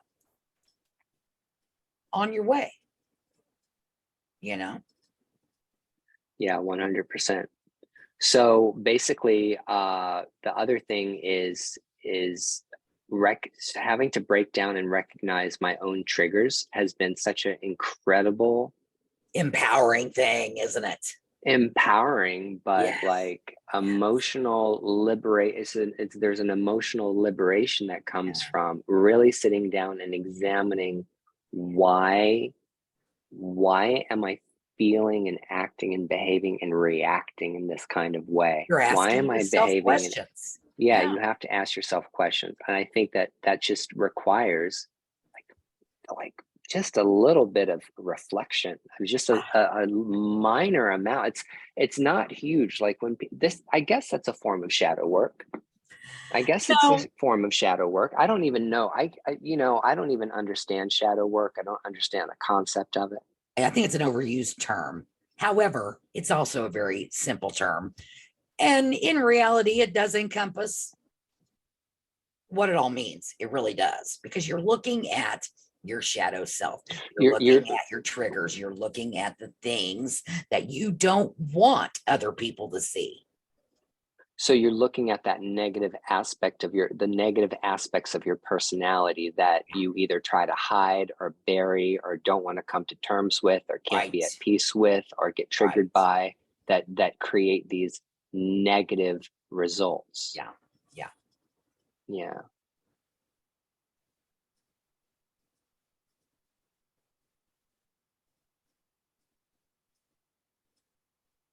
Very interesting. All kinds of interesting stuff. I mean, there's nothing else to say, really. I mean, when you think of when I think about it, I mean, it's like there's no other way to talk about it. It Yeah. sounds like it sounds complicated and then it sounds easy, but then you think about it and then you're like, no, that's not easy. Actually, that's really complicated. And then there's this constant tug of war between, well, how am I supposed to get this spiritual work? We say spiritual work. How am I supposed to get the work done? I think people, when they say it's complicated, what they're really saying is that sounds like a lot of hard work. Maybe I don't want to do it. I think when I say that sounds like hard work and it sounds complicated, I'm getting overwhelmed because I realize I've got 43 fucking years worth of it Yeah. to sift through. Like as an example, I had to do all of this stuff. And so when you were talking about something that you've done, reflecting on it, or something somebody else has done to you, when I go back and I go back sequentially from, let's say, one traumatic or one negative event after another that happened, let's say, and going in reverse, going backwards. Why did I do that? Why did I do that? Why did I do that? Well, the first thing is I was an alcoholic for 30 years. So let's just say alcoholism changes everything. Okay. If you're addicted to drugs and alcohol, that's a very different story. You don't even have the ability to reflect on anything Right. Right. as long as you're actively in addiction and using that as a crutch to be able to get through it. And I got sober in 2016, but I didn't have my meltdown breakthrough until 2018. There was a 2-year delay between me getting alcohol out of my system and then having some kind of awakening that almost killed me, right? So we're talking about there was a time frame in which my brain literally had to catch up. Yeah. But then when I go backwards, I have to say, well, alcoholism masked and covered a lot of things, but then this happened, this happened, this happened. And when I go back, it all stems from my childhood. All stems from my childhood. Oh, yeah. When I go back far enough, my issues really start in my childhood. A lot of stuff was done to me in my childhood. So I just get angry as hell at my parents, like, because your mom and your dad are the people who are supposed to protect you. They're the people that are supposed to support you, provide for you, teach you healthy boundaries, educate you, give you the opportunity to grow, flourish, interact with other people, learn how to grow. And I swear to Jesus that, my parents didn't do any of that Right. on me. They did nothing. And then I asked myself, well, what was it about me as a kid that caused them to behave that way? I don't have a good answer. But when it comes down to it, like I had to literally, what I had to do was I had to say, are you going to let it go or are you not? Because it's impossible. It's impossible for you to be able to move on to that next step of spiritual development and still drag this thing. Like at some point in time, you got to let it go. It's like traumas, and people might not understand this, but sometimes you just have to let that Oh, shit yeah. go. You could sit in therapy for 20 years talking about your abuse or about your traumas or about all your stuff. But Right. really at the end of the day, like how long do you have to talk about it before you're able to accept it, be at Right. peace with it, walk away from it and leave it alone? There are times where you're not going to get an answer. You're never going to get it. You just You're got to not going let to it understand. go. But I do believe, and I don't know if you've heard me talk about 5D and how I never understood it until now. Part of that looking into yourself. Okay, let me back up. Let me start over. What you're going to find as you learn about yourself is you're going to learn about other people as well. When we start explaining, when this all starts making sense to us and ourself, when you project back out, you start seeing people differently. You start seeing that when their actions, it all changes. Now, I'm not saying it makes it right or wrong. I'm not saying that. But because I started this, well, shadow work in my 30s. Okay, so I've been doing it for a long time. It took me a long time to get where I am today. And as I understood where this was coming from, it made me be able to see my mother, for instance, differently. Mm-hmm. Okay. It made me understand where she was coming from. It didn't change anything. Okay. But it does change the way you see it. I still detached. I disassociate. I haven't spoken to her in years. I honestly don't even know if she's alive, but I understand it. It didn't change that I wanted to detach. It didn't change the toxicity. It didn't change anything, but it does change how you see it. And I think that change there, when I'm looking at it now, there's no anger. Right. That's the difference. Okay. That's the difference. The anger. Yeah. There's no anger. It's more, it's just an acceptance. It's like, okay, I understand. I understand what she was, where she was at, why she did the things she did, all of that. Unfortunate, but it really doesn't affect me. I don't get angry about it. I had the exact same experience dealing with my father and the feelings I have about my father. Do you know, when I was growing up as a child and as a teenager, even in my 20s, if I was in the park or walking down the street and I saw a father holding his son's hand or had him on his shoulders, or they were riding a bicycle together, or they were playing a ball with one another, doing anything, any kind of healthy relationship. Listen, this is important. If I saw a father and son having a healthy relationship with one another, it would make me mad. Yeah. It would make me angry. It would make me resentful. It triggered the hell out of me. It would throw me into a bipolar manic state or depression. Just thinking about the fact that my father was a fucking douche. And the fact that I was deprived and never received that. It was such a bitterness, that I didn't have that intimacy with my father to know. I don't know my father. I have no idea what's inside that shell. I have no idea what's inside there. There's a body there, but whatever is inside that body has always been a mystery. It always will be a mystery to me. Might be. And I said it might be. You might never get the answer to that. Oh, I'm never going to, because I haven't had anything to do with him for 20 years, because he disowned me when I left the church. And that's another thing I don't understand. But the thing, well, actually, no, I do understand that. I do understand. I understood later on, about 20 years later, I decided that, you know what? My father was always already in his 40s, almost close to 50 by the time I had my I'm leaving the church moment. I couldn't expect, if my daughter had told me, I'm not going to talk to you unless you stop practicing your witchcraft stuff or your voodoo or whatever it is that you do, I would be like, you know what? I'm sorry you feel that way, but that's not changing my spiritual path. So now I can say, I understand why my father would stay in line or fall in line in the church, because he had no reason to change himself or change his beliefs just because I didn't believe that anymore. Right. So for me, that was on me. So I had to let that part go. But then all of the resentment stuff that I had toward, I woke up one morning and I said, I am not okay.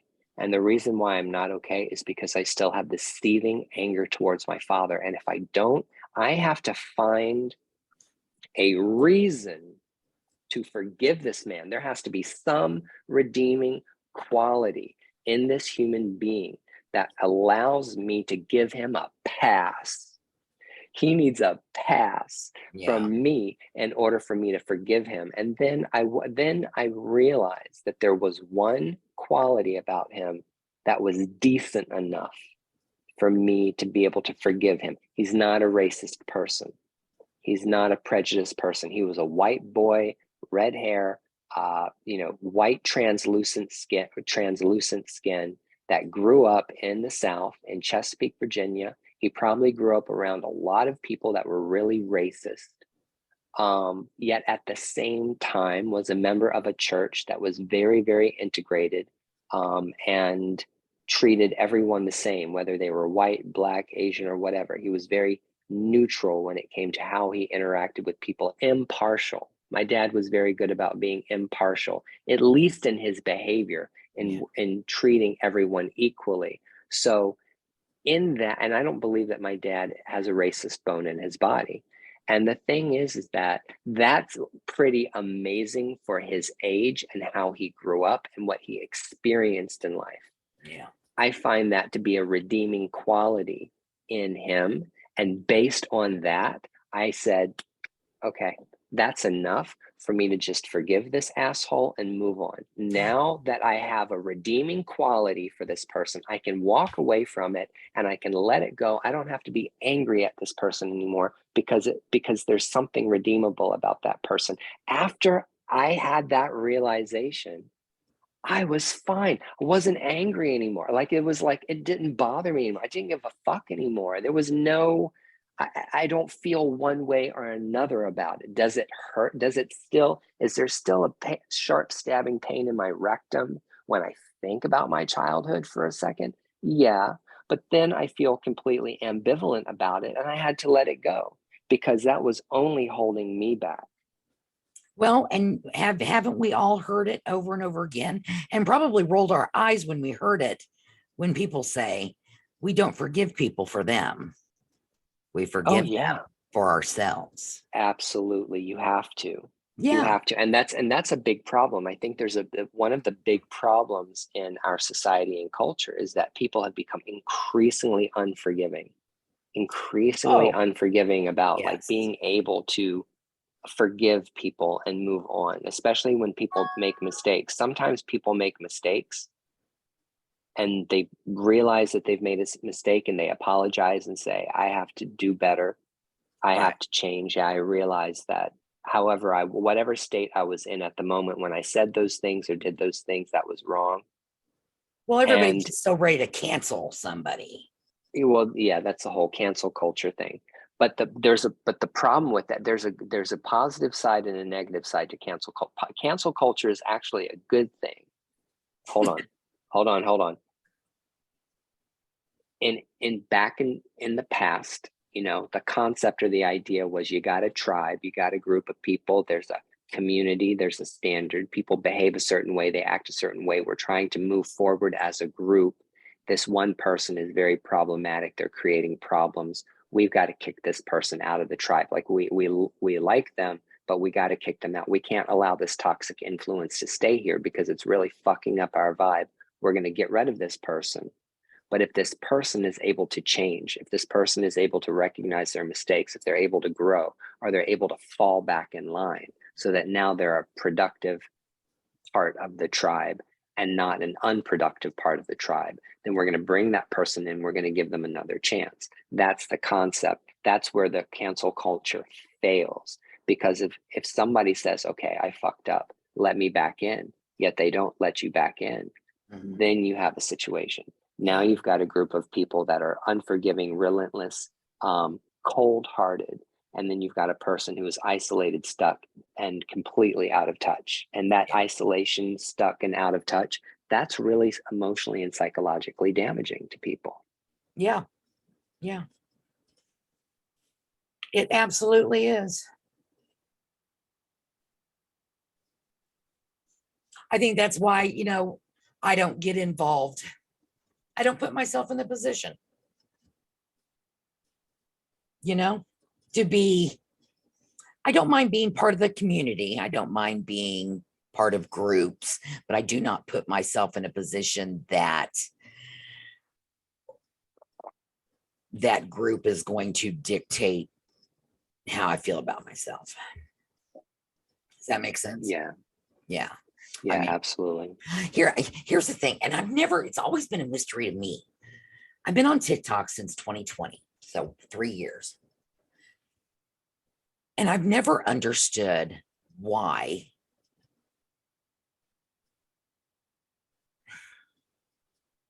and maybe you can help me because you're outside looking in. I can't understand it because it's me. I don't have trolls. People don't come at me. I've tried to get people to come at me for the views. Okay. I'm like, oh, I need to create drama. In the beginning, now I don't care. In the beginning, though, I'd watch people, other big creators, and it's always drama. Well, that's it. Everybody likes drama. I would try. Nobody. And I've never understood. And all I can think of, though, is it's the energy you put out. Absolutely. I feel that way about you. I feel that it really is the energy you put out. It has to be. It has to be. Because when I stopped engaging with people, they stopped coming around. Right. Every now and then I'll get a random person that makes a comment on one of my videos, aren't you that guy, blah, blah, blah. Yeah, or someone will come into my live, but that's like one off. That's not like being mass reported or 20 people at a time coming into a live to start shit. Yeah. Like block one person after another. Yeah. They're always wanting to come at you about your religion. Yeah. But they stopped for some reason. That kind of like slowed down, that stopped. I don't know why. And I don't know why either, other than my attitude and my energy changed. I became more neutral. I became more indifferent. I became less affected by the attacks. I don't think that these people, they don't get off. They really don't get their nut unless they can get the reaction out of the person that they're attacking. And they love it. They live for it. So like if you try to create drama, yet those people know that you are going to be 100% unaffected by anything they say, they're going to go find somebody who will. Yeah, that's true. Can I ask you questions? I was going to ask you a absolutely. question. So I know that you're I like being asked questions. I know that you're recently initiated into a voodoo practice. I know there's many practices and I don't know which one you are initiated in. Several. Okay. Well, my question is, and I know also that sometimes just because you are welcomed in or initiated in, it doesn't mean that you're able to practice magic necessarily. But my question to you is, are you able to practice the magical part of the voodoo religion? It depends on which it depends on which tradition I'm referring to, because this is okay. I know it's complicated. That's why I'm asking. Yeah, right. And I want to be able to explain it to you to make it very, very clear. Hold on a sec. I do want to address something that came up in my mind as you were starting to ask me that question, specifically about initiation. Someone might ask me, why? Why would you get initiated? You're such an independent person. You're so fucking opinionated about everything. Right. You do what you want. You don't ask for people's permission. You just go. So why would you get initiated into anything? That is a good question. The answer is I got initiated for myself. Okay. It was a 100%. I want to see what's on the other side of the veil.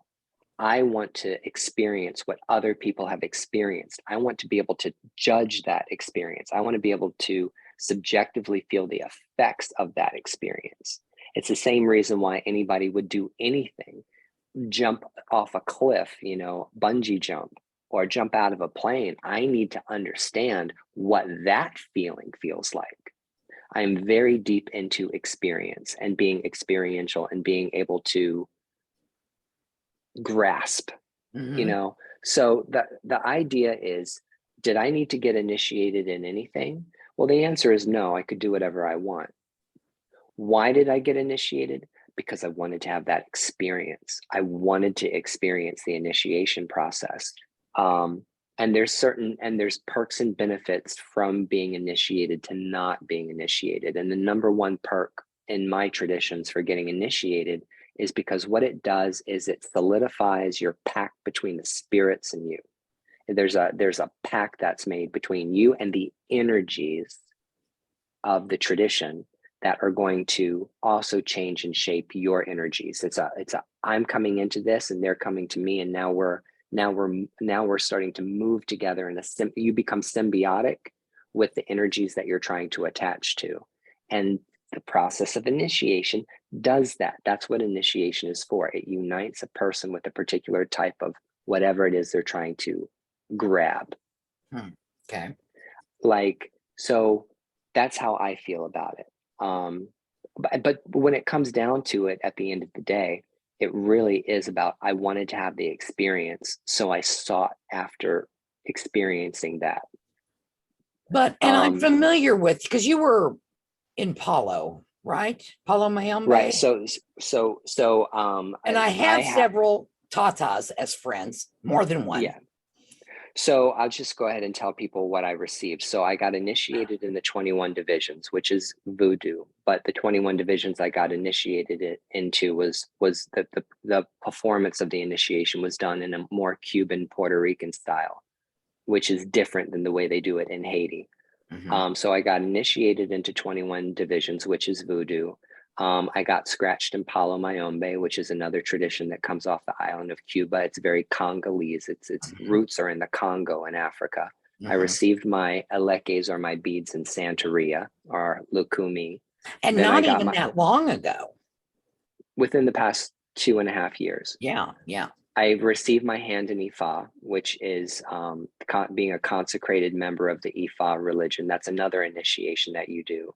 And then I got initiated in Haitian voodoo. So I've been initiated into voodoo twice, and I've received one initiation in Palo Mayombe and 2 initiations in Orisha tradition. And And you're I'm able not to done yet. practice. So that's what I'm gonna answer that. The Yeah. thing about Palo Mayombe is I got scratched in that tradition because that's what my ancestor wanted. We call the ancestor the Egun. That's what the Egun wanted.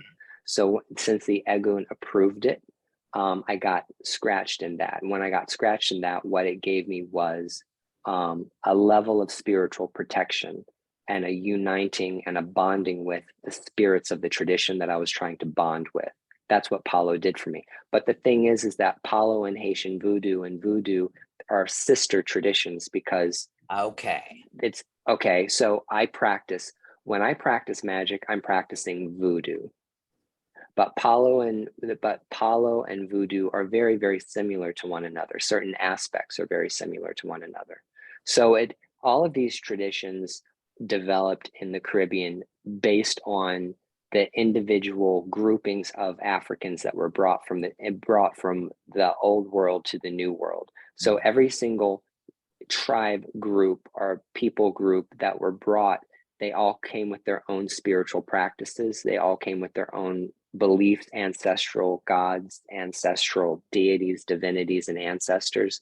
And because of the situation of slavery in the Caribbean, all of these traditions developed differently. Right. So a lot of it, all of the different traditions stem from a root, and that root comes from some tribe somewhere in Africa.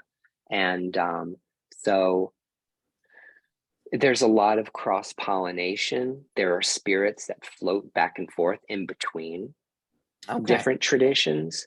But when it comes to practicing magic, the magic that I practice is primarily voodoo. Those are the spirits that I'm most intimately connected with. And the So orishas actually exist within the voodoo tradition too. Like I said, there's a lot of cross-pollination between these practices in the Caribbean.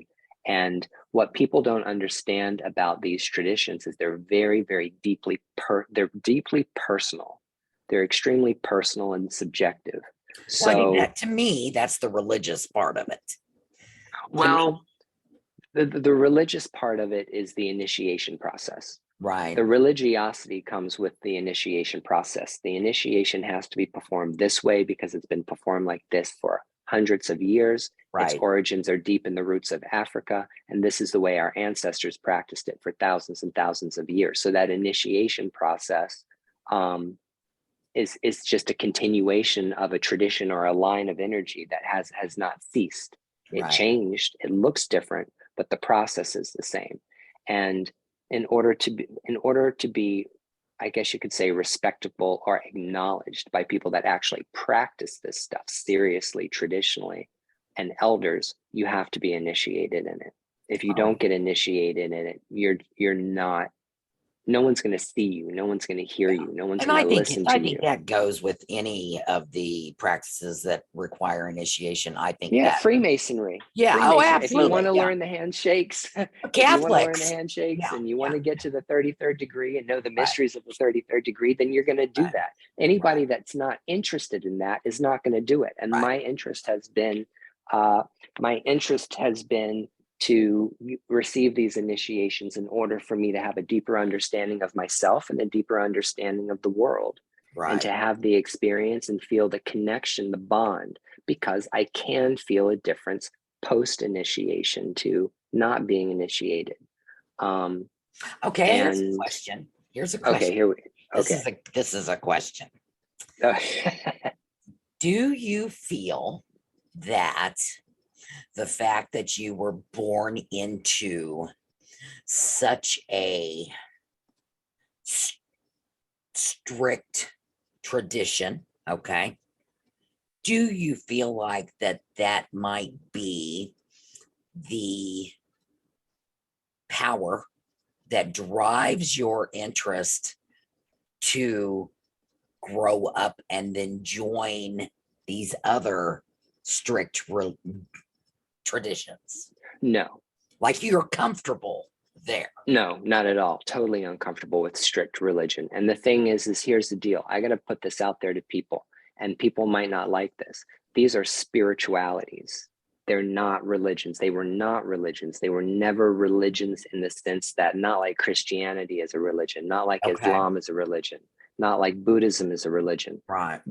Okay. So when you're talking about African spirituality or West African spirituality, for one thing, when we talk about Africa, it's a really fucking big continent Yeah. with a lot of people, with a lot of tribes, Right. even within geographical regions, different language groups. Okay. So traditionally, someone practiced a particular spiritual practice because their father practiced it, their grandfather practiced it, Right. their great Right. grandfather practiced it, going as far back as you can imagine.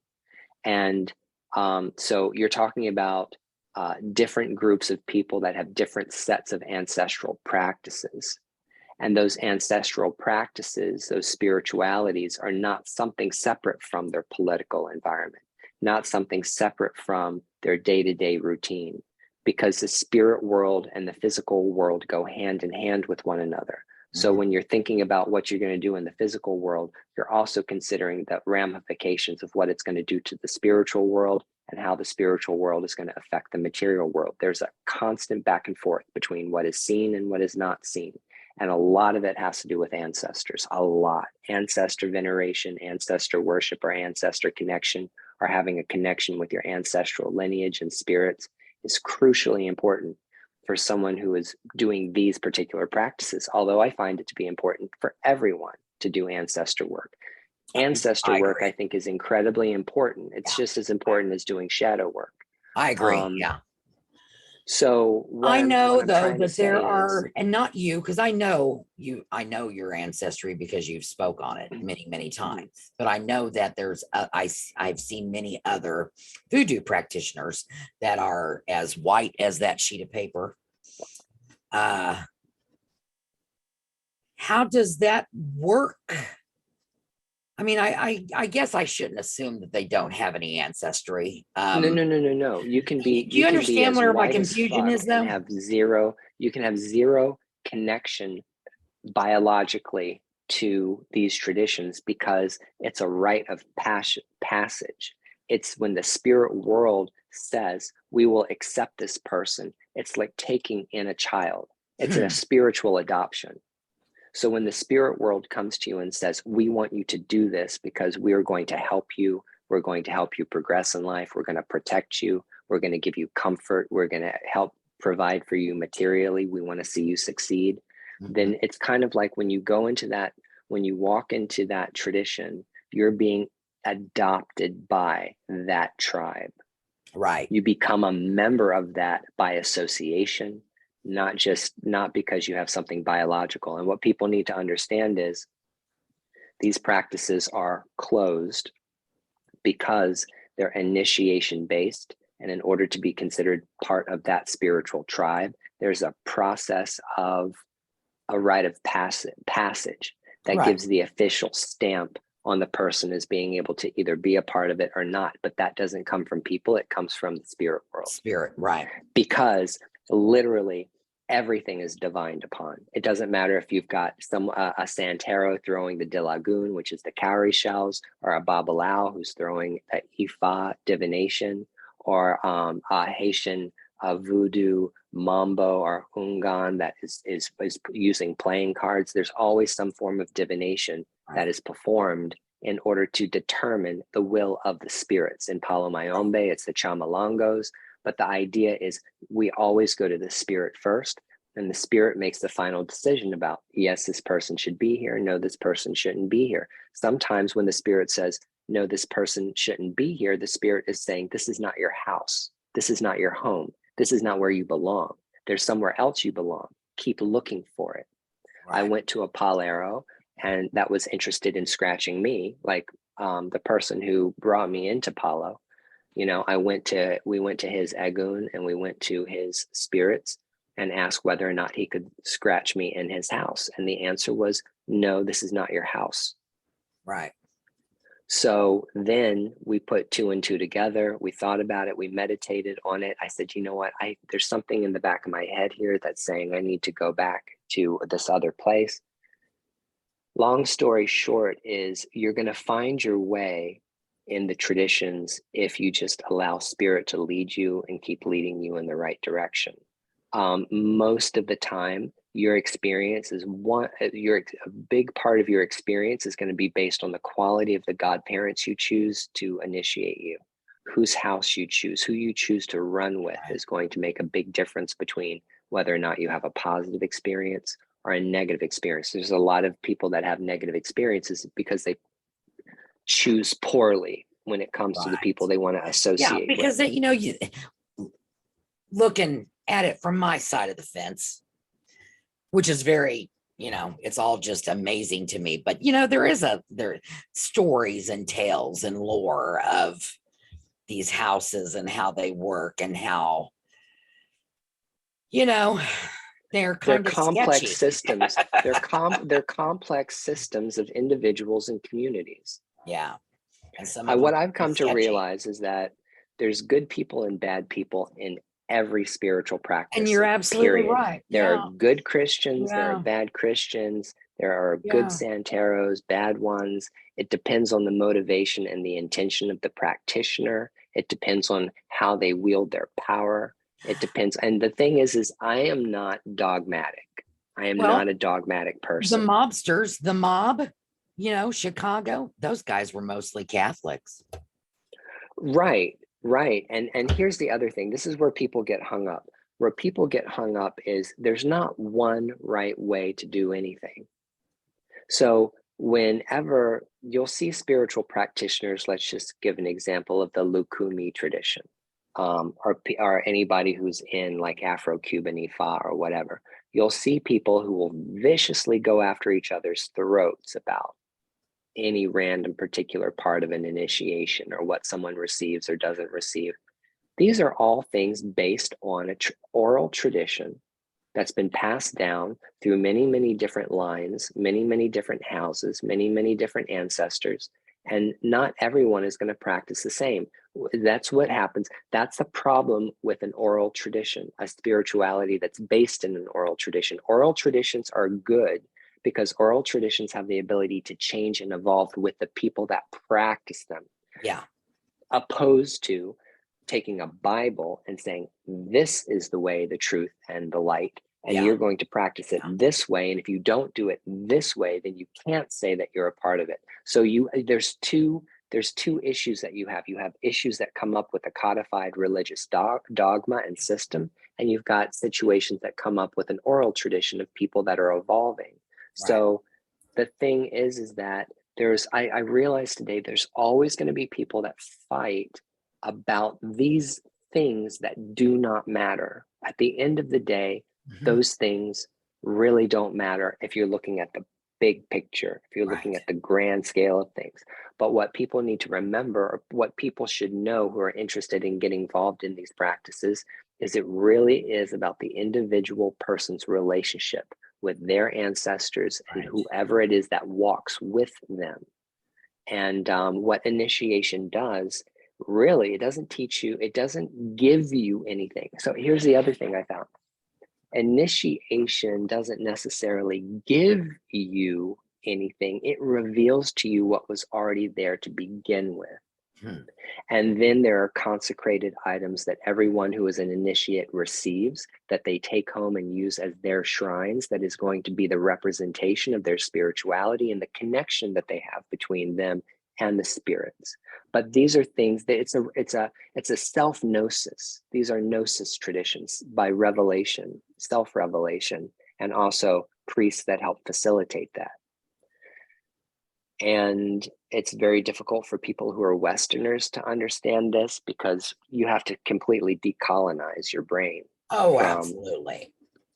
Catholicism, Christianity, how I was raised. Yeah. But the thing is that my spiritual belief system is not rigid.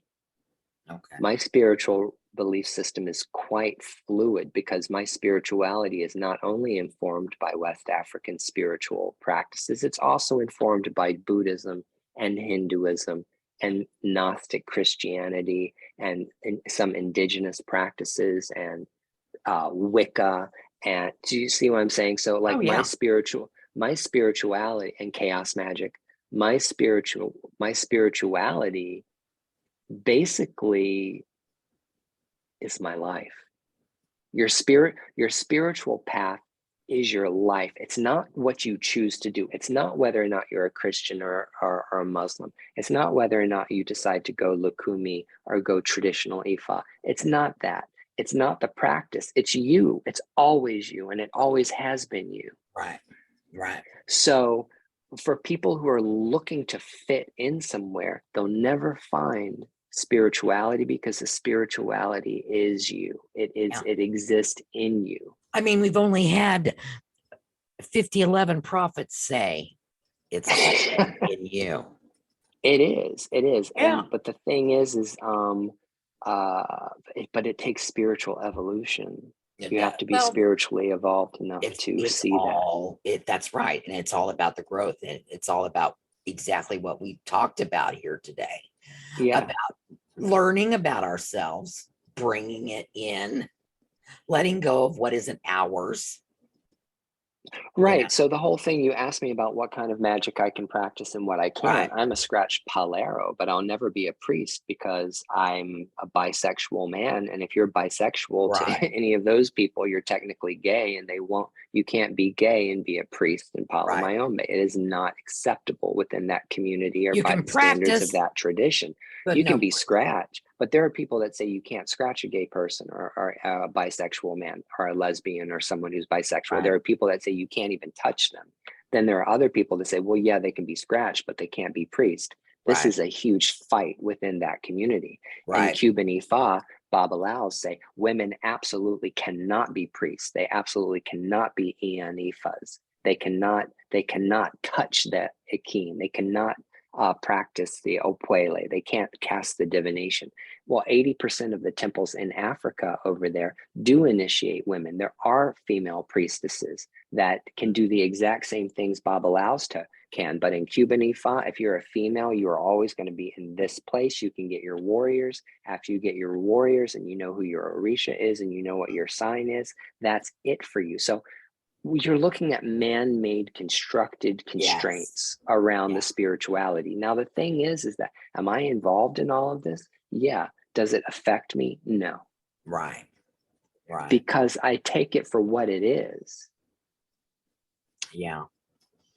And I am not interested in getting into a fight with some tata that because I've had a dick in my mouth, they don't think that I can get scratched or connected to my ancestor. Right. Okay, that's fine. And so that concept is, so somebody made a comment on my TikTok video. Somebody said, well, I have a Congolese ancestor, but nobody will scratch me in Palo. I'm like, well, who are you talking to? Who said that you can't get scratched? Find somebody that shares your same belief system. Right. I guess that, it's just like any other tradition. I mean, Christianity, for instance, you've got Methodists, you've got Baptists, you've got, and on and 1,000 of them. So and so what's going to happen is what's going to happen to these particular traditions in the diaspora, specifically the diaspora, is you're going to continue to see splintering off groups. Right. People are going to continue to shift and grow and move around one another, and get that's into a good fights thing. and have schisms with one another. I think it's a good thing because that keeps the tradition alive. Otherwise, it stagnates and dies. Yeah. So in my opinion, when I look around and I see all the different types of Christianity, it doesn't affect me because I'm not going to be part of the argument. Right. I don't have any vested interest in deciding whether or not Orthodox or Catholics or Jehovah's Witnesses or Mormons or Baptist or Methodist, that either one of them are any better than anything else, because the fucking Bible doesn't change. It says what it says. You can interpret what it says however you want. That book doesn't change. People's beliefs about how it should be practiced changes, but then the longer these traditions are around, the more they have to evolve. Okay, so I mean, here's a question. As a witch, I think, okay, now am I going to word this? Because I don't associate myself with any particular tradition, okay? I'm most certainly not, I have purposely not initiated in anything of any kind on purpose. Not that I've not been asked. I don't, no interest. I know that I'm even friends with some people that feel this way. Because of that, then I'm just really not a real witch. Oh, that's their opinion, and other people's opinions about you don't matter, and other people's feelings about you don't matter. They don't matter. Right. But, and you're evolved enough to know that your self-worth as a practitioner has nothing to do with them. Knowing that there are other people probably going to be listening to this, okay, young people, and they're really hung up and caught up with, I've got to get initiated in something or no one's going to take me seriously.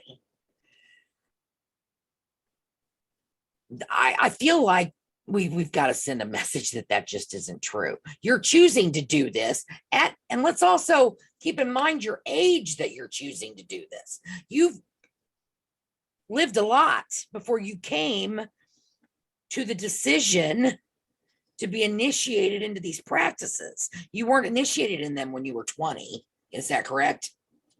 Oh, no. It took me 20 years to get over the religious trauma of my childhood to even be open to getting initiated or joining any other spiritual tradition at all. Yeah. I don't think you have to be initiated in anything to practice witchcraft. I don't.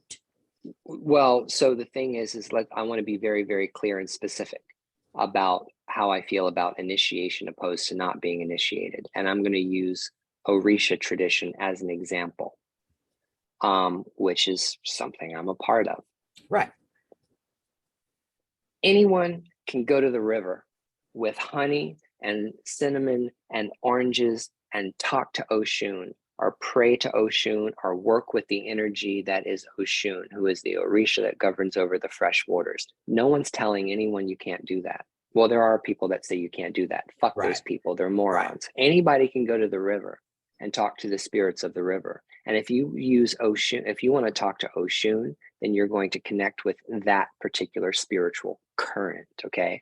If you want to go out into the woods and you want to take out an offering of tobacco and rum and a coconut and give it to Osine, which is the Orisha that governs over the medicinal plants and the herbal healing, then you can, no one's telling you that you can't do that. Now everyone's say, oh, they're going to come after you, they're going to come after you, and all this stuff. That's bullshit.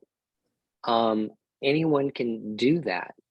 But if you want to get the card and you want somebody to teach you the actual practices and you want to understand the mysteries, you want to know what actually goes into that pot, or you want to know how the magic is practiced, constructed in a particular way, no one's going to teach you that unless you become a member of that group. It's the same thing with Freemasonry.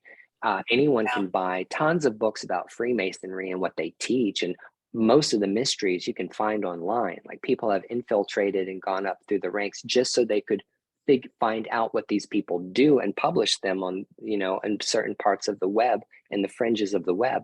But just because you know how to do those things doesn't give you the license to be able to practice that magic if it's a specific tradition of magic. Right. But if we're talking about just traditional witchcraft, no one has to be initiated to practice voodoo.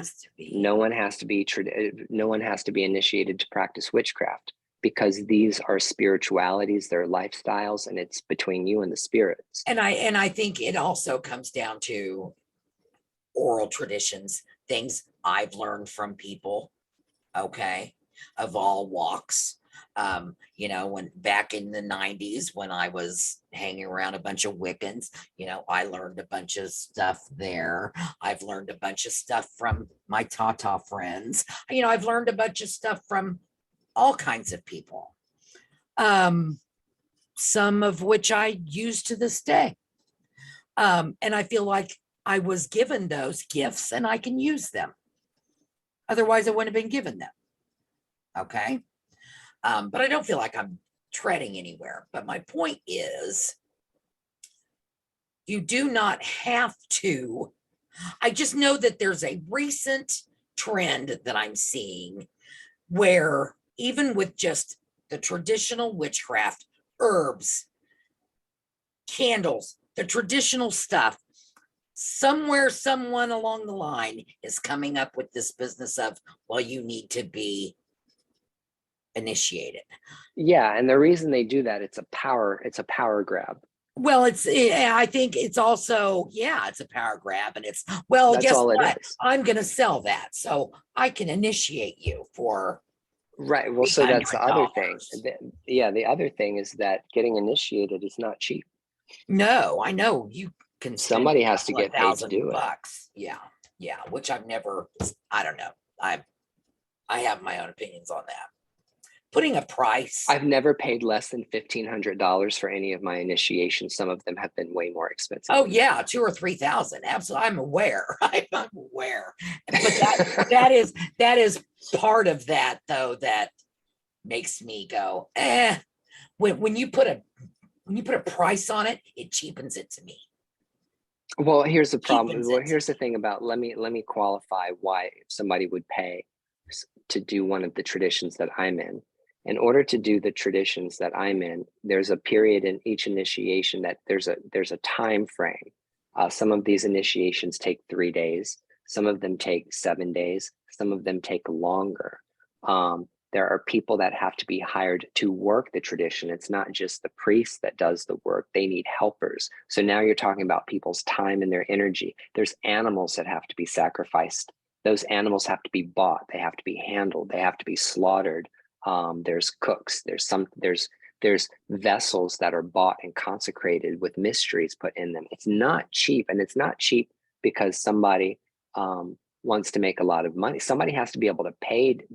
you have to get paid for your time in order to do something, but not just get paid for your time to do something. All this other stuff has to be bought. So paying $1,500 or Okay. $2,000 for initiation means that someone's letting you live in their home for 3 days. Someone is feeding you for 3 days. Someone is killing animals for Okay. you. Do you know what I'm saying? Yeah, Someone, that does someone is help. getting That their does make friends, more sense. someone's getting their friends to come over to help them facilitate this ceremony. Sometimes like in Ifa, in the tradition, in order for your initiation to be proper, in order for it to be recognized as legitimate, there has to be 3 priests present. Right. So like when you've got a minimum of 3 priests that have to show up to do the ceremony and each one of them has to get paid, yeah, today you're going to spend several grand to do it because nothing's cheap. Everything costs money. And if you have to travel to do it, you're going to buy a plane ticket or you're going to pay for Well, gas and you're going to drive there it's and no you're going to stay in. different. Yeah, it's no It's a different lot. than me, someone hiring me to do spell work, and I charge, but I only charge for the stuff I'm using. You know what I mean? Right. And Yeah. right. And the thing is like even at the bare bones of people trying to make this as affordable as possible, it's still Right. cost. And there's no way Right. to get around it because it wouldn't be an initiation unless you had these components. So Oh, that's the absolutely. whole thing. But Yeah. what I'm talking about is paying for very specific ceremonies done within the traditions that I'm a part of.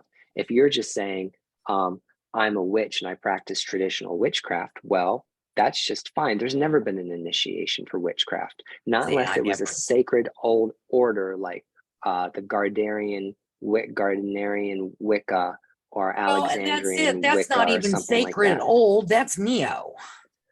Right, I know. And the thing is that like if you lived in Africa and you wanted to get initiated and you were part of a tribe, that wouldn't cost you anything because everybody already has animals. There's already Right. priests that serve the tribe. There are Right. already this is part of their lifestyle. This isn't something this is not extra to them. This is part of the lifestyle. And when a child is born, it's divined. This child is going to grow up and be a priest of this particular divinity. I At think some it's point just, in time, they're going to have to do yeah, it.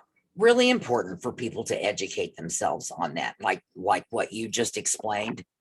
That helps me understand it so much more than I did before because people are out to make a buck. They're so I did a video the other day, even with Reiki and quantum healing, as new as that is, it's done nothing but spawn a new path for people to rob you of your money. Oh yeah, And because I there are have, people. yeah, I have people yelling at me all the time that I do too much. I'm the reason I'm not making any money because I'm doing too much free, is what I get accused of. Okay. I feel like money's going to come my way. I don't worry about it. Okay. I don't give it any thought. Money will come my way. And guess what? I'm not doing without a damn thing. So let's look, it's not cheap to keep this figure. Okay. Okay. Groceries You ain't know what? cheap. Here's the thing Groceries though. ain't cheap.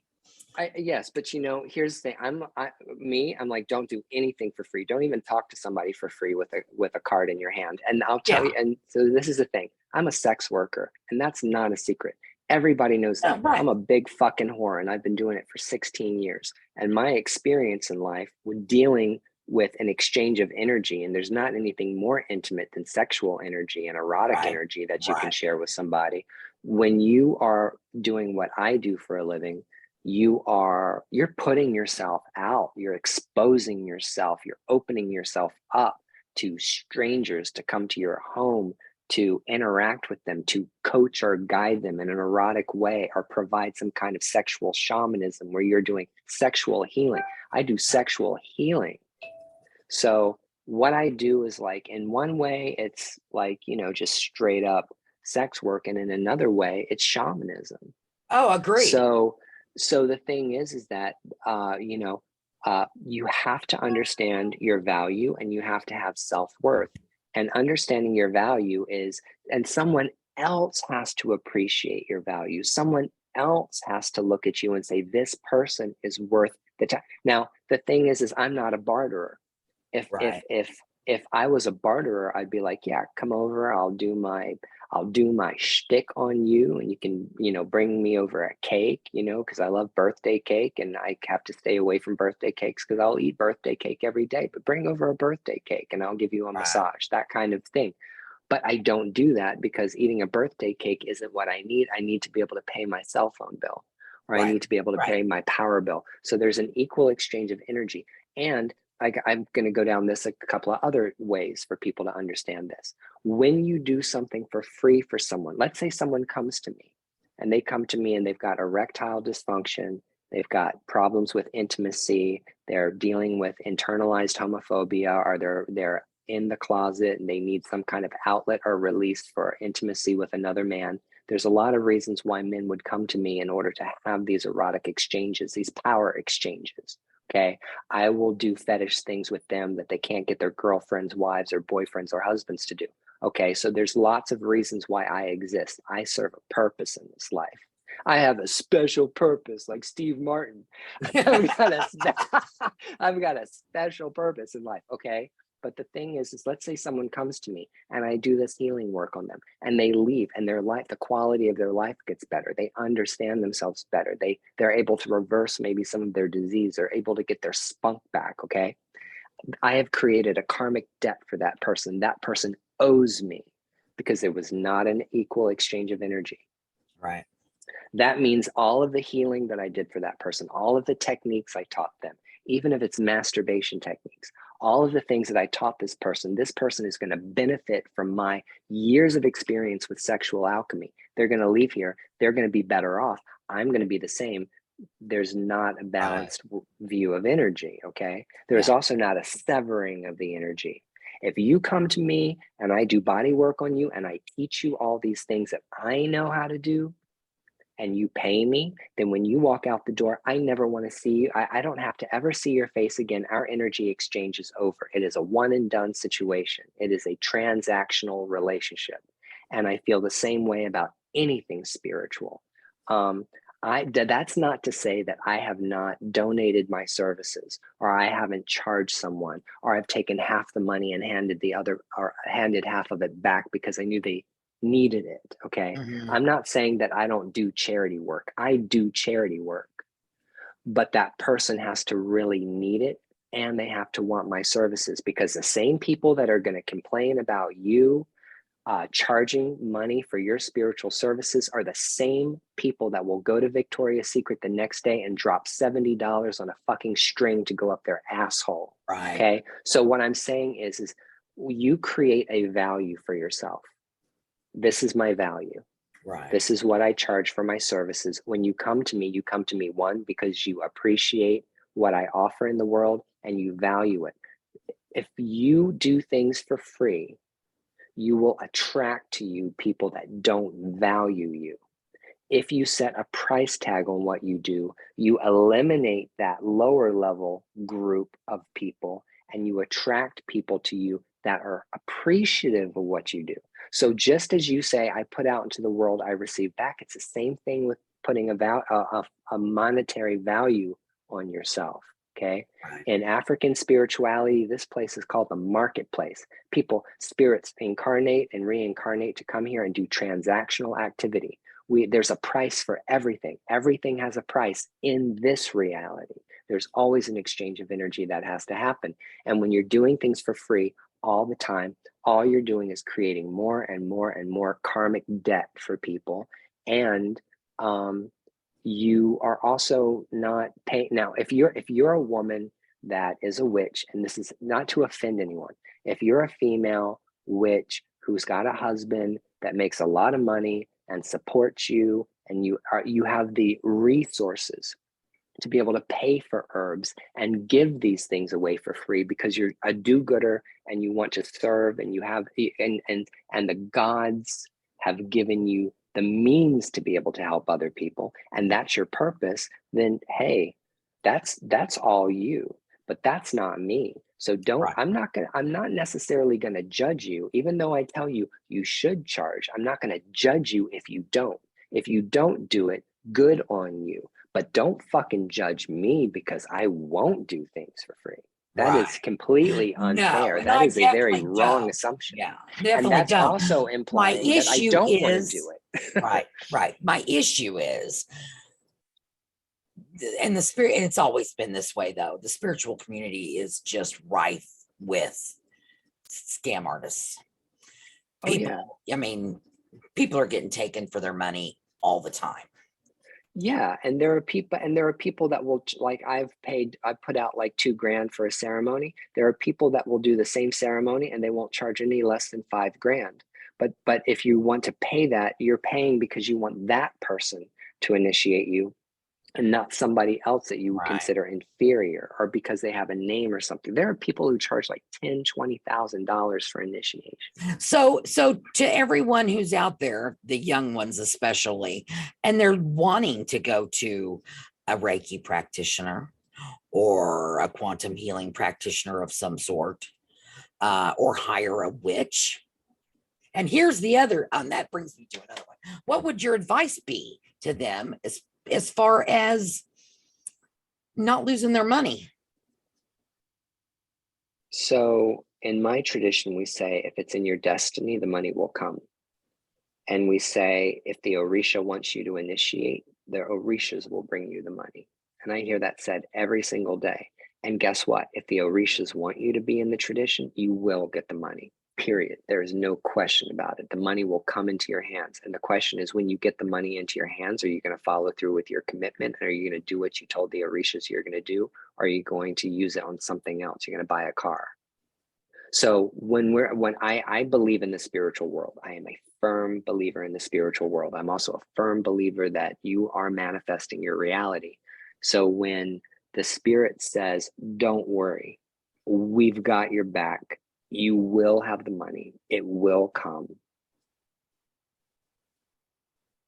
then it will come. You have to have faith, you have to have trust, and you just have to keep doing what you're doing until your ship comes in.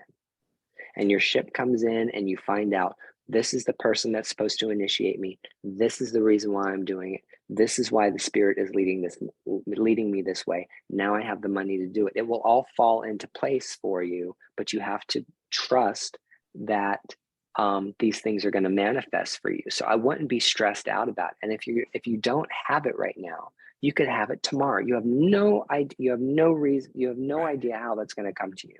Right. And So just okay, so this will make it clearer. Here's another way of asking this same question. Do you think a witch can guarantee her work? you mean like 100% all of the time? Like my witchcraft works 100%. I'm gonna pay you $50 to do a love spell for me, Ryan. Are you gonna guarantee your work? You mean, am I going to give you your $50 back if it doesn't happen? Right. Absolutely not. Thank because you. you paid. So you paid for my time.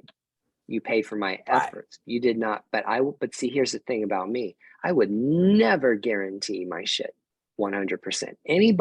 There are people who will guarantee their work, but the world is a complex place. Magic And is a complex practice.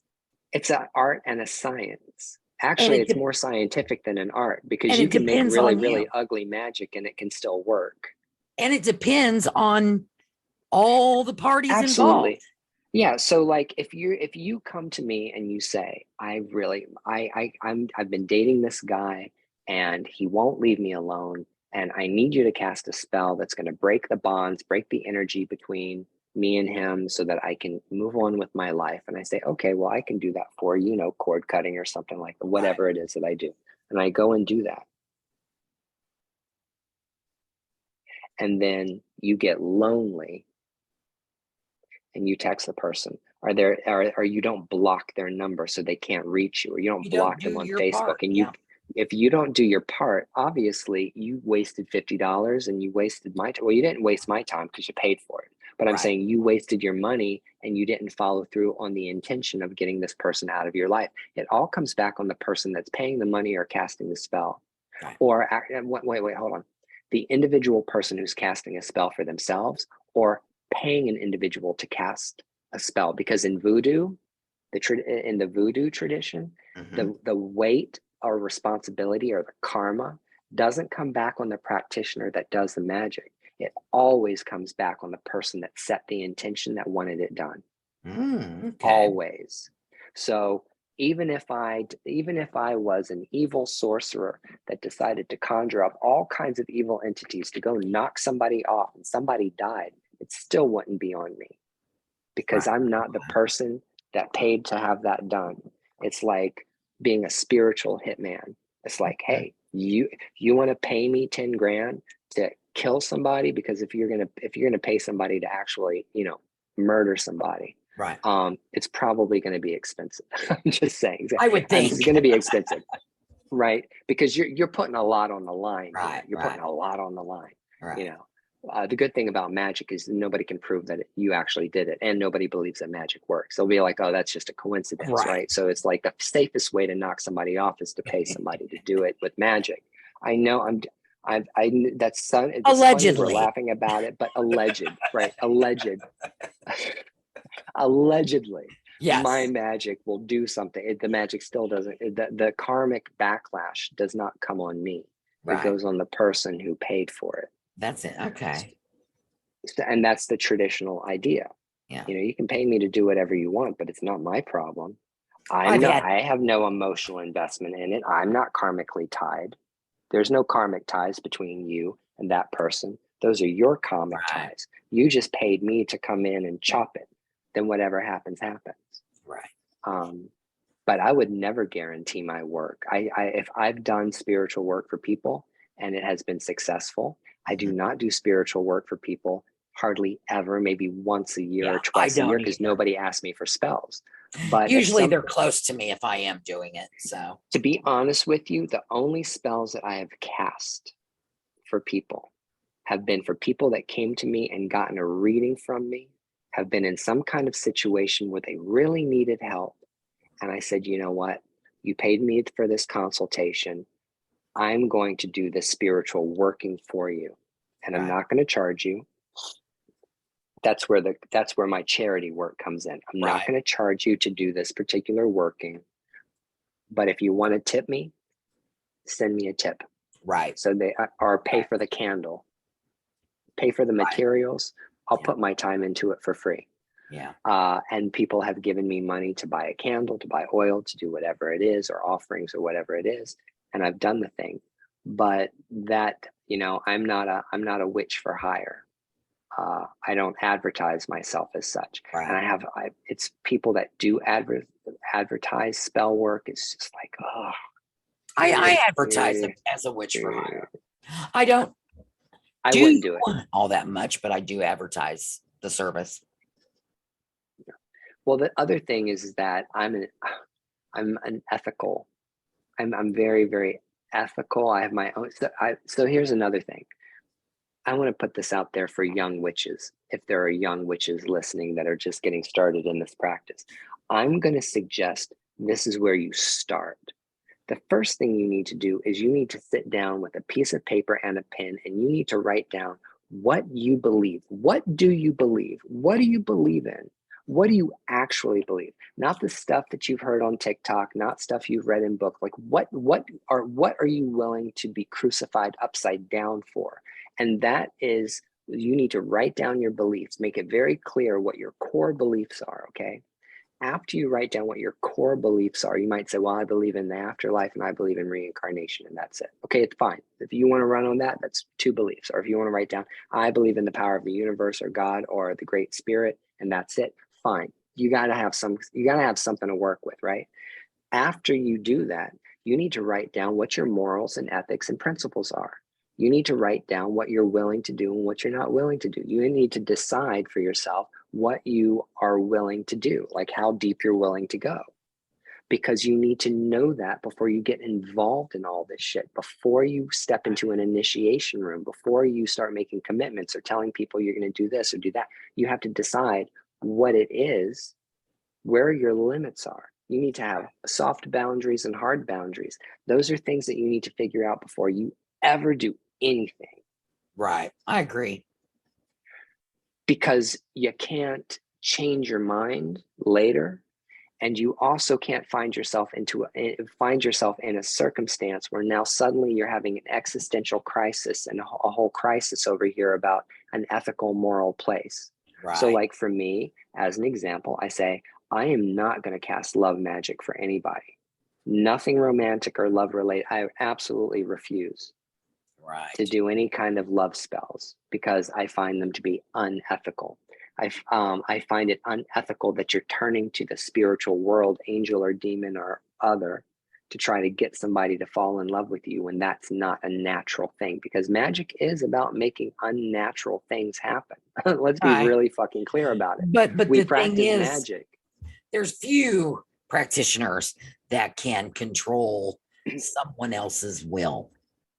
Very Okay, I few. mean, I maybe or maybe not. I kind of agree, don't disagree. If you're one of those really unconscious people walking around on the street that has no spirituality at all, like when you said, one of those like blank Right. people that you might be able to manipulate that kind of Yeah, that's person. true. Yeah. But you can't manipulate somebody who has a very strong ego or someone who's resistant or has some kind of internal spiritual compass that tells them this is right, Yeah. this is wrong. Yeah. Um, so what I'm trying to say is that I just wouldn't do it. I don't feel comfortable doing it. I don't think it's ethical. Now, Yeah. other people might feel that it is, and they do that kind of work, and they might make a lot of money off of it. Great. I'm not going to make money off of that. I don't want to do that. Right. Um, so you need to figure out what the hell you believe, and you need to find out. You need to figure out what your morals are, because at some point in time you are going to be tested, you are going to be hit or come up against some kind of interface where you're going to have to make these kinds of choices. I think you And need to ask around too. I mean, if you're getting ready to hire a practitioner, be it a Reiki practitioner, be it a witch for hire, um, massage therapist, whoever, life coach, I think you need to try to find other people that have gone to them. oh, absolutely, people are Okay. way too trusting and way too naive. They just like, oh, I like this person, I'm Bells sure and they could cast a whistles spell for me. and Yeah. mediums, and it's like it's just so easy to get taken. So Yeah, I mean, I've been taken. I'm not going to lie, I've been taken. I I've been haven't been. taken. I am lucky enough to be able to read people, and I know if you're fake. I know if you're fake. Well, here's the thing though. The thing is, I'm really self-aware, and I'm self-aware about the shit, my shit and the stuff, the good qualities and the bad qualities and everything else. And I have paid $200 for a reading, and the reading consisted of, I can email this person after I pay my $200 and ask them 2 questions, and they will respond to me via email answering my 2 questions for $200. $100 a question, minimum 2 questions, I would minimum have never done $200. that. I did.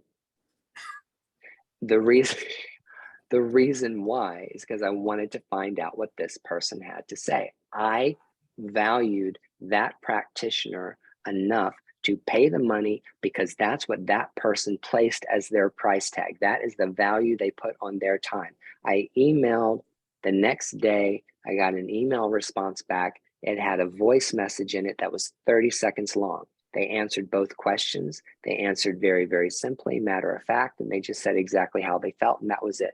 And then the last 5 seconds of that message was, well, I hope that helps you out. If you ever need anything else, you know where to find me. Huh.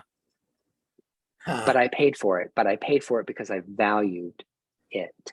For the same reason why I value buying a decent pair of shoes, but I don't value looking nice. I will wear shit t-shirts and sweatpants every single day of the week. And I don't care what kind of shirt or pants I buy. They got to be cheap. The sweatpants are like $8, and Yeah. I have a closet full of sweatpants Huh. because I refuse to buy jeans, but I will buy a nice pair of tennis shoes because I Right. care about the comfort I have when I'm walking. We all put a different Yeah. value on things, and it's up to each individual person to decide whether or not somebody's worth paying for. And it's always disappointing when you thought somebody was worth paying for it and then they weren't worth Yeah. paying for.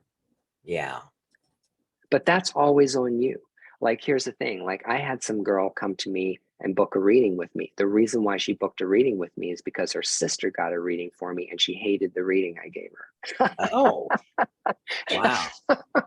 Yeah. And so this sister came to me to get a reading because she knew that what I told her sister was true, even though her sister didn't like it. Didn't like So it. she said, well, I got to go check this guy out. I want to find out what this guy has to say. Yeah. And so, and the thing is that if you're a spiritual practitioner, people will pay you because they like you and because they believe that you can produce the results that they want. That's the Right. only reason someone's going to come to you. Right. But there's a lot of gullible people out there. A lot.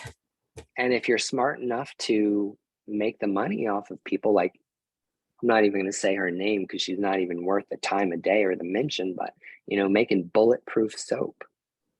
Yeah. Yeah. Yeah. You know, you use this soap, you'll never get hit by a bullet. Yeah. Selling to a particular community.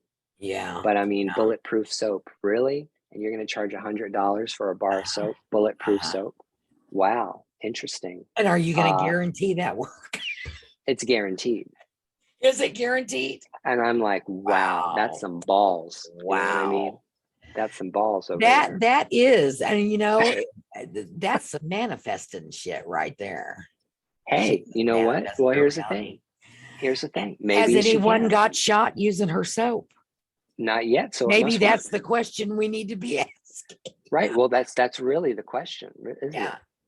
So, I mean, maybe it's a combined effort. Maybe it's her conjurations, maybe it's a particular herbs that she used, maybe it's the power of the spirits that walk with her that charge it up. Maybe it is the fact that when that person does wash with that soap, they reinforce the intention that they're not going to get shot. Right. I mean, my rooster feet that I'm known for, a lot of people have me consecrate them for protection so they can hang them in their vehicles. Yep. Their vehicles won't get stolen. To my knowledge, no one's ever had a vehicle stolen. Yeah. So, you know, that I don't know. I don't know what it is. I don't know what it is. All I know is that if you do something for a long time, you should get better at it, not worse at it. Agreed. And if you don't know how to do something and you start learning how to do it, and maybe a year in, 2 years, 3 years in, you still can't master it, you still can't get at it, it means it's not for you. It means you don't need to be doing it. Doesn't mean you need to spend any more time doing this. It means, guess what, kid? You're never going to be able to do that. It's just not in your path. Just let it go, walk away from it. There are people that come to me. I've been trying to study tarot for like years and I just don't get it. I'm like, well, what else? What else have you done? Yeah. Did you try runes? Did you try oracle cards? Did you try bones, shells, casting lots? Did you try something else? Yeah. Oh no. Well, that's on you. You weren't imaginative enough to, you know. They just make it unnecessarily complicated. I don't know. I said the thing about me is because of the way I was raised in such a box. Yeah. I was raised in such a box, such a trap, that when I got out of that trap, and guess what? I didn't even want to get out of the trap. The door was open. I could have walked out any time. You were thrown out. That's the thing. I was totally in a cult. I was born and raised in a cult. They had me wrapped up hook, line, and sinker. Even when they kicked me out, I wanted to go back. Yeah. Temporarily. And what I'm saying is that we create these boundaries in our own mind. We are the people that create the boundaries. Well, I did a whole thing. I did a whole thing on that. It's called being comfortable in your trauma. And Spirit actually brought that to me in a vision, in a dream, so to speak, of a dog. This dog was in front of me and was wagging its tail, and it was so happy to see me. And I went to the dog to greet the dog and pet the dog. And I noticed that its collar was embedded in its neck, you know, like when they grow and you don't change their collar. But the dog was wagging its tail and greeting me because it had become comfortable within its trauma. Oh yeah, absolutely. I'm totally comfortable in my traumas. I will go. So the thing I asked myself yesterday.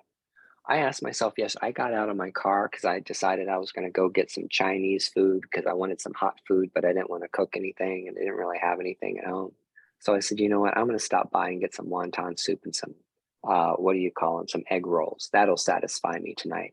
And I was thinking about all this stuff and I got out of the car and I thought to myself, God damn it, I'm doing the same thing. I'm talking about Right. emotionally, mentally, how I'm functioning in the world. I'm like, I'm doing the same goddamn thing I always have, thinking about a particular situation. And I'm like, how can I break this cycle? This cycle is not serving me at all. And I'm the only person that's running on this treadmill. Yeah. And usually it has to do with relationships. Sure. It Yeah. usually always has to do with relationships. I'm like, why am I repeating this cycle? You know what? When I got sober, it was easier to see the cycles. The Right. cycles became clear because when you're an alcoholic or when you're doing drugs actively in addiction, like I used to find myself getting into relationships, being miserable in relationships, getting out of relationships, and after I was out of it, asking myself, how did that happen? How did I get into it? How did Right. I get out? Why did I stay there? And it was like a mystery to me until I got sober. Then after I got sober, I'm like, oh wow, yeah, I'm really fucked up. And so I'm making decisions based on knee-jerk reactions and traumas Yeah. and triggers. And I'm staying in these relationships for the same reasons. So the longer I've been sober, the easier it's been for me to be like, oh no, I recognize that feeling. I recognize that thought. I know where that thought will lead me. I know where that feeling will lead me.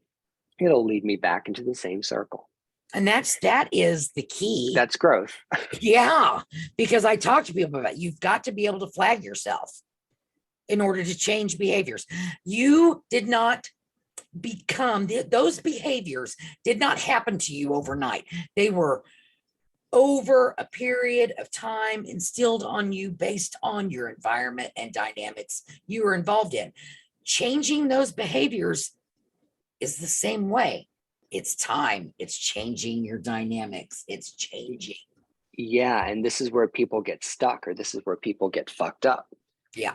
Yeah. What fucks you up is you can remove the substance and you can change the environment. But if you were using the substance or you're in the environment or you were groomed a certain way growing up, then walking away from the environment or the person or whatever action you're trying to get rid of won't change the way your brain functions Right. unless there is a concerted effort in order to restructure. That's Right. called what do they call that? They call that neuroplasticity. Your Yeah. brain can change, but you Yes. have to force it to change. You have to And create it's new habits. Yeah. you have to, yeah, because once you take a habit away, you have to replace it with something else. You have to, because why? Nature abhors a vacuum and it's something's going to fill that space. So I was asking myself the question, man, why am I doing that? And I'm not even going to lie to you. The last initiation I received, after halfway through the initiation, it was very difficult. I'm not going to lie. These initiation processes that they put you through and these ATRs and these diasporic traditions, they are meant to break you. They are not, they're meant to break you. That's the purpose of it. The That, purpose of it yeah. is spiritual growth Yeah. through cracking your head open like an egg. And halfway through, I said, why am I doing this again? Yeah. Why am I here? Yeah. Why did I feel like it was necessary to go through this, to cross the ocean, climb the mountain, and slay the dragon Yeah. again? And it took 5 initiations to get there, Yeah. but eventually I was like, well, damn, And then I had like mental clarity, and I was like, okay, well, I know why I did this. Like I didn't leave mad or upset. I left having the experience I wanted to And have. you know that is the same, that is the same type of, and I'll call it initiation that the ancient vulvas went through to become, when you became a shaman, a vulva, you died and were born again. Absolutely. So it's the same thing, different culture, but It's the concept is the person that comes out of the initiation room is not the person that went right, in. right, There's a process of growth that has to happen, where the person who's initiating you is leading you from one stage of consciousness to right, another. right, These are all exercises in consciousness expansion. In Buddhism, they call them empowerments. In mhm, Reiki, they call them entombments, and we call them initiations because they're right, supposed to transform you. There's something that's supposed to happen internally if it's done right.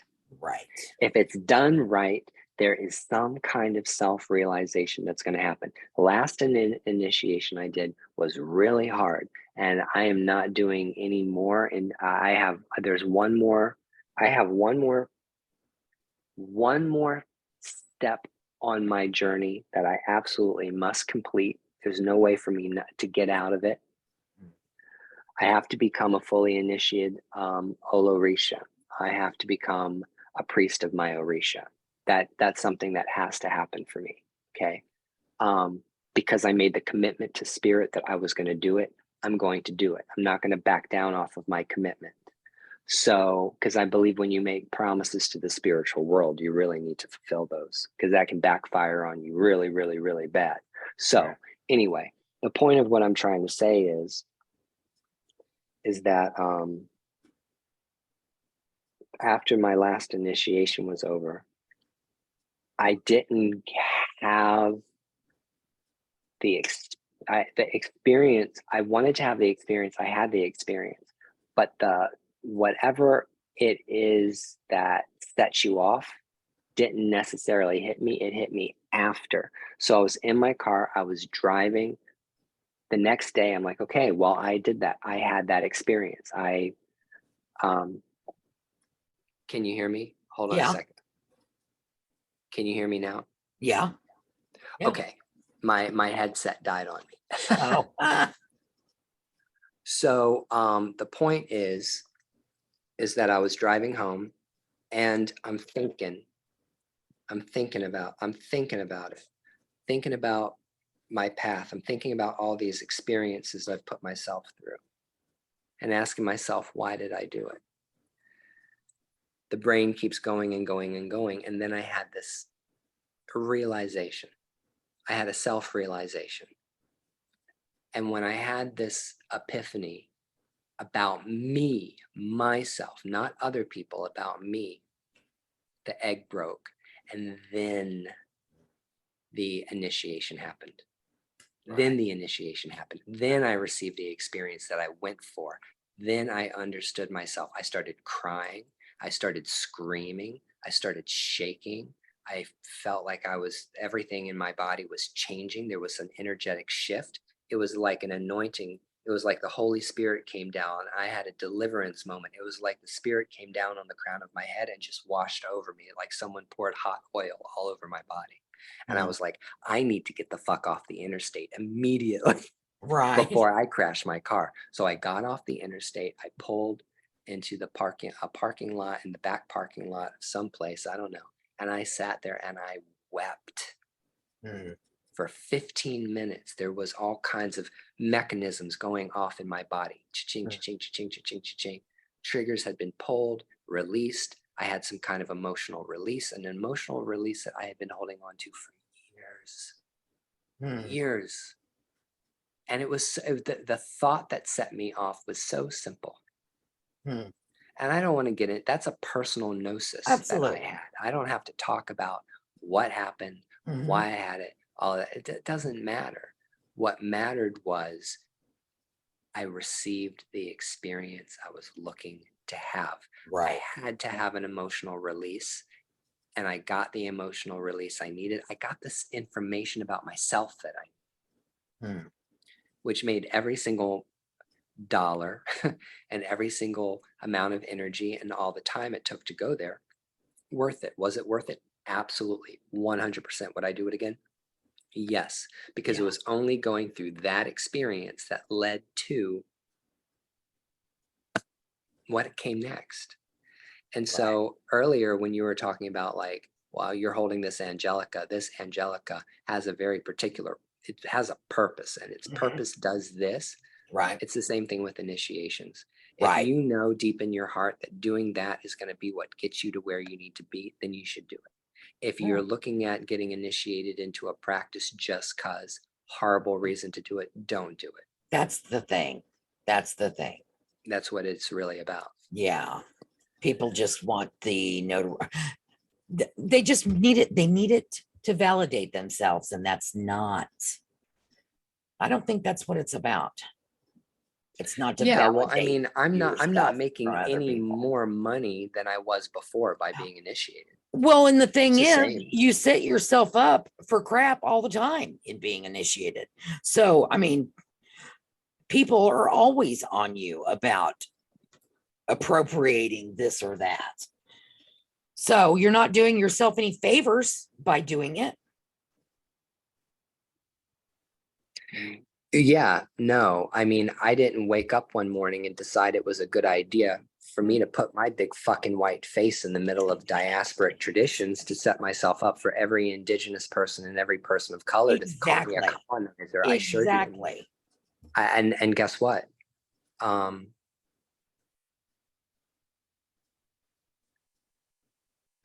I have the only thing that I have gained is self-knowledge Yeah. throughout this process. And It it was worth shows it. too. It was worth Shows. it. It was worth it though. It was 100% worth it to go down that road That as is the hard as it exact was. reason to do it. Right. That is the reason to do it. Because also going through the initiation process and setting myself up as a bullseye and having people come after me and going through all of that and having all of that, it revealed deep, dark places inside of me that needed to be literally scraped out like a root canal. Yeah. I re-examined myself and had to ask myself hard questions that I thought I had answered 20 years ago. Right. Right. I it brought me back around to actually having to re-examine who I am because and you need to do that because you change. You do. Yeah. You change. You shift energetically, your brain changes, your perception of the world changes, and your reactions to the world change. I'm 100% happy with what I got. I'm not Yeah. trying to, and I'm not trying to be anything either. Right. Like I Right. said, the reason why I did all of this stuff was for self-knowledge, not for somebody else. Right. Right. I had That's the nobody to reason impress. yeah, that's the reason I am on my path as well. And I mean, no, there's no one that's going to initiate anyone into quantum occultism. That's not ever going to Hey, happen. maybe you can do the initiation. Maybe I can Maybe, start a new religion. yeah, yeah, I don't think so. yeah. But it's the same thing though. It is the same thing. Creating your reality.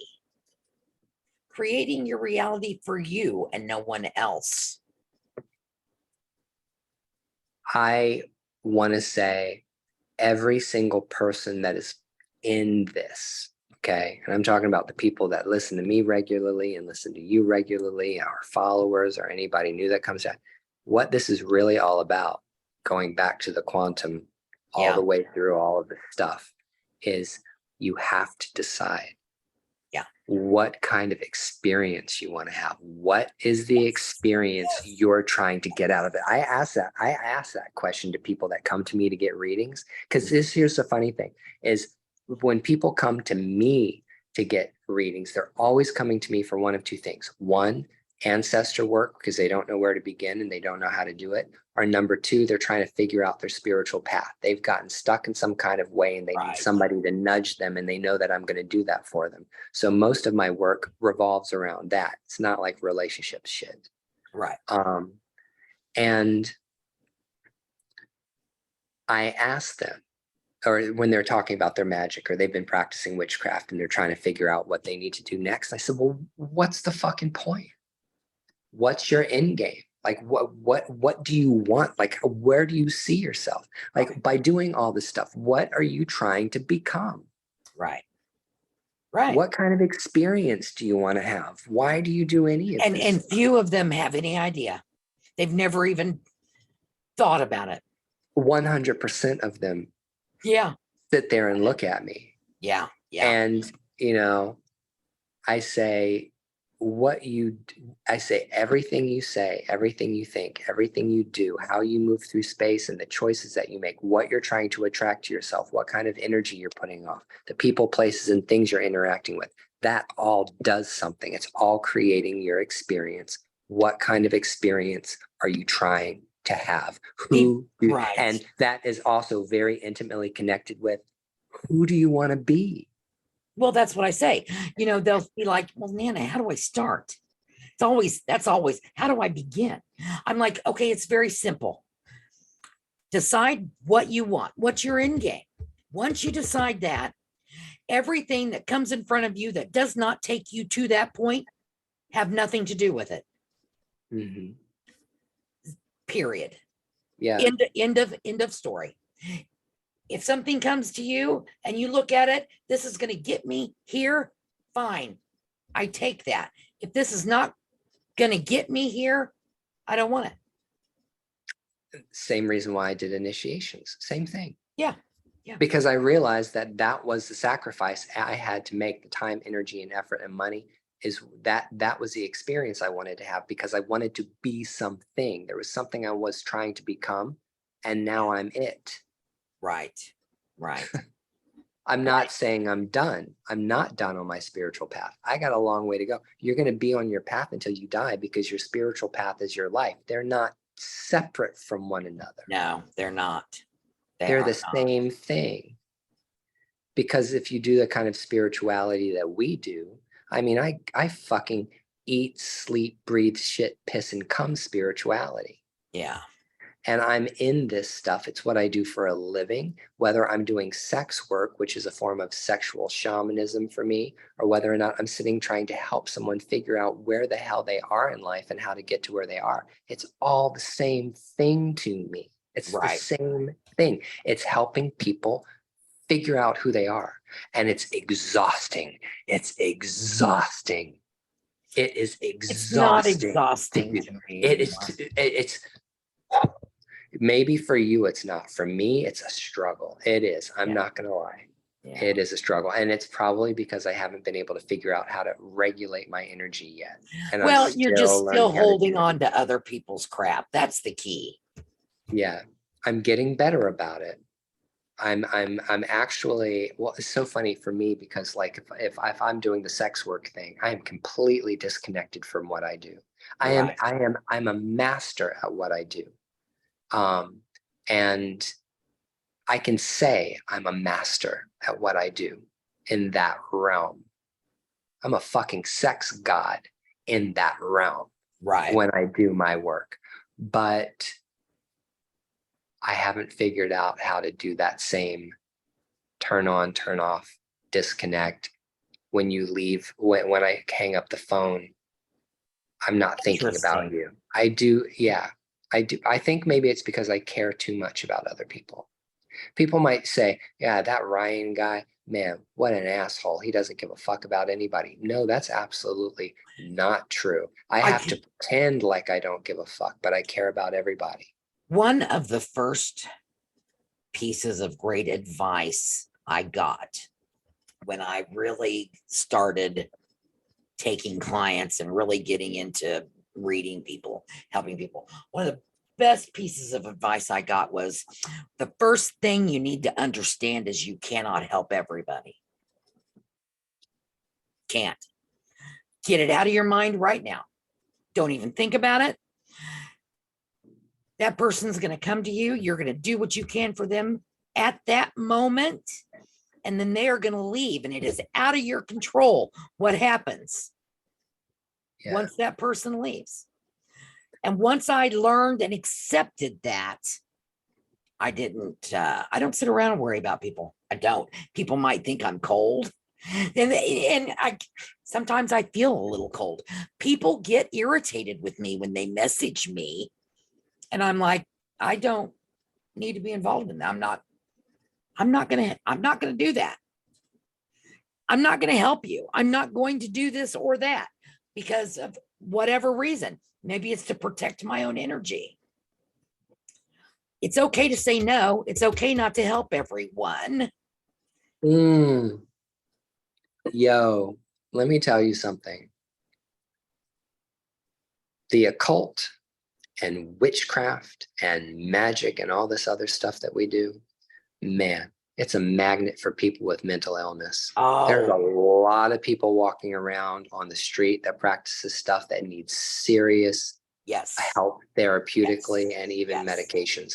And this particular stuff draws super empathic people and that are codependent. Codependency runs rampant in these spiritual practices. And if you don't have boundaries,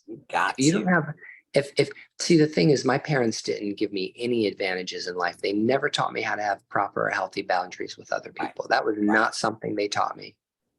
That was something I had to learn. And I learned boundaries as a sex worker. That's where I learned my boundaries. Not a great place to start learning boundaries.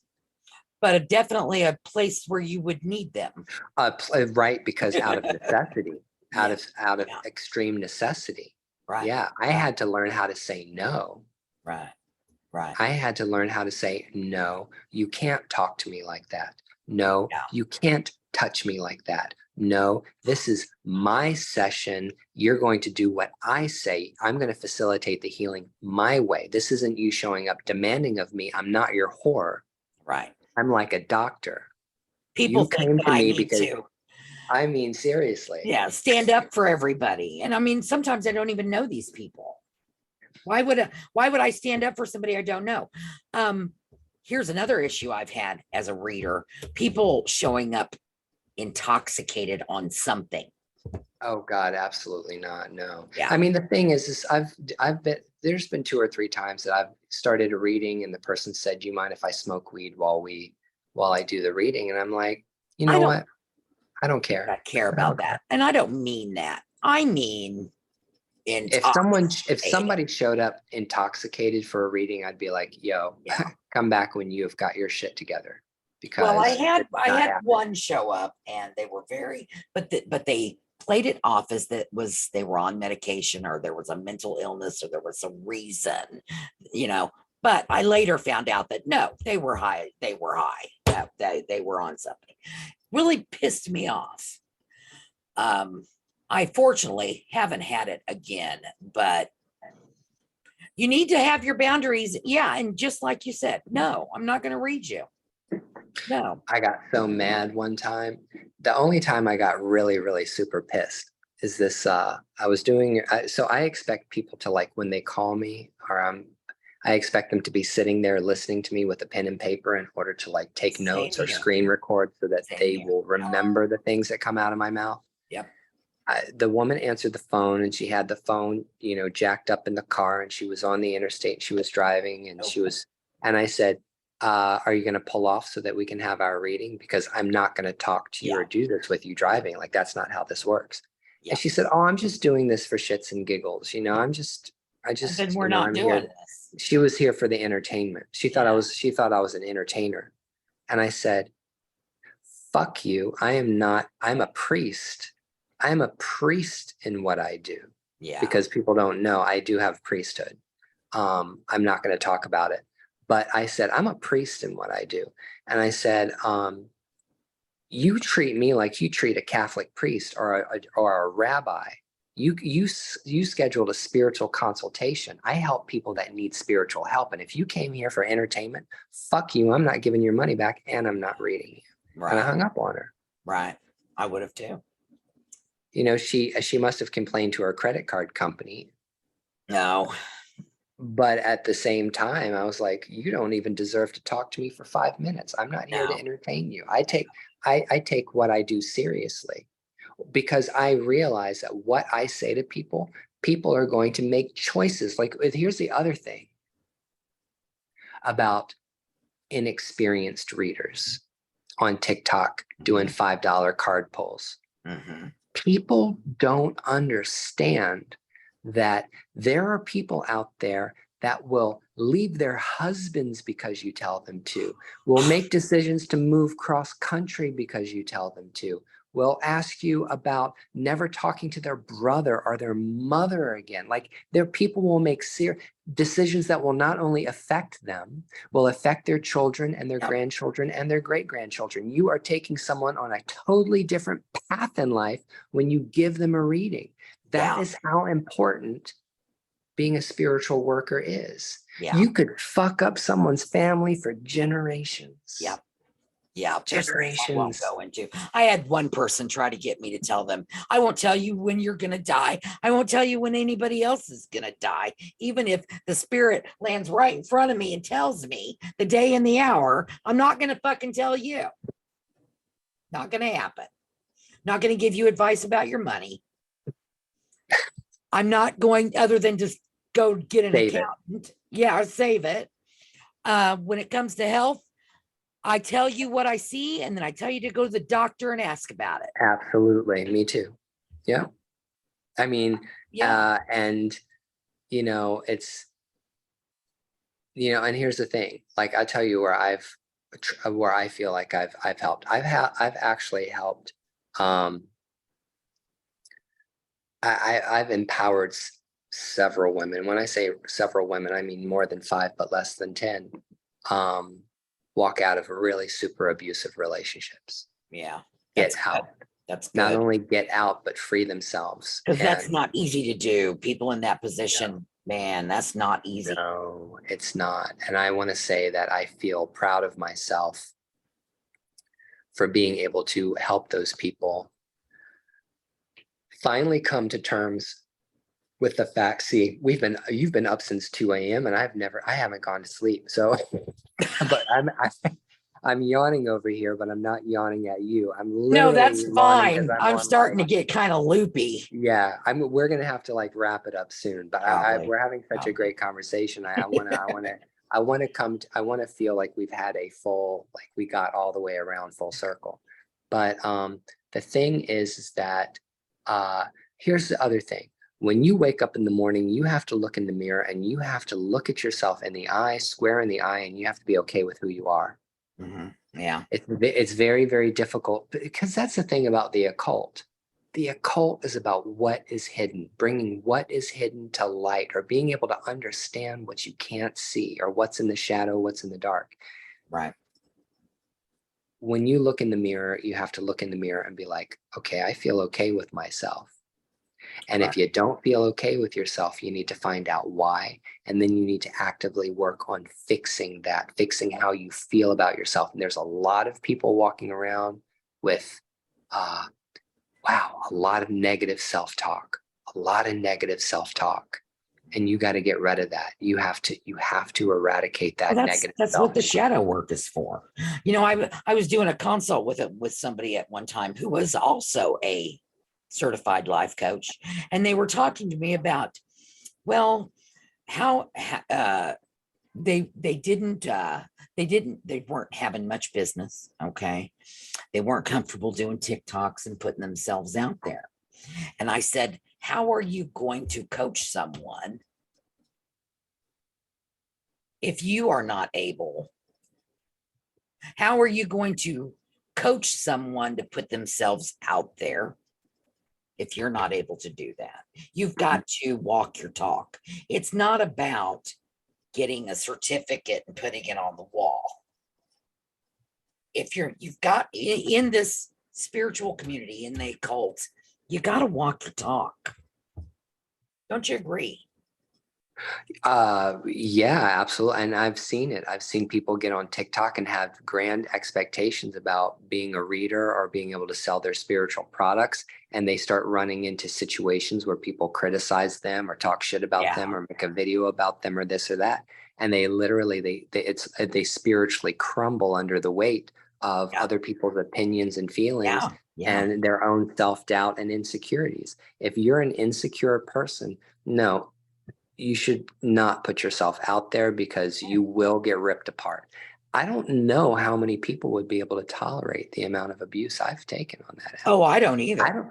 I don't think people see me getting attacked. but they didn't see the level of attacks on a daily basis for a very long time. And I'm not going to lie to you, Yeah, it psychologically fucked me up. I'm sure it did.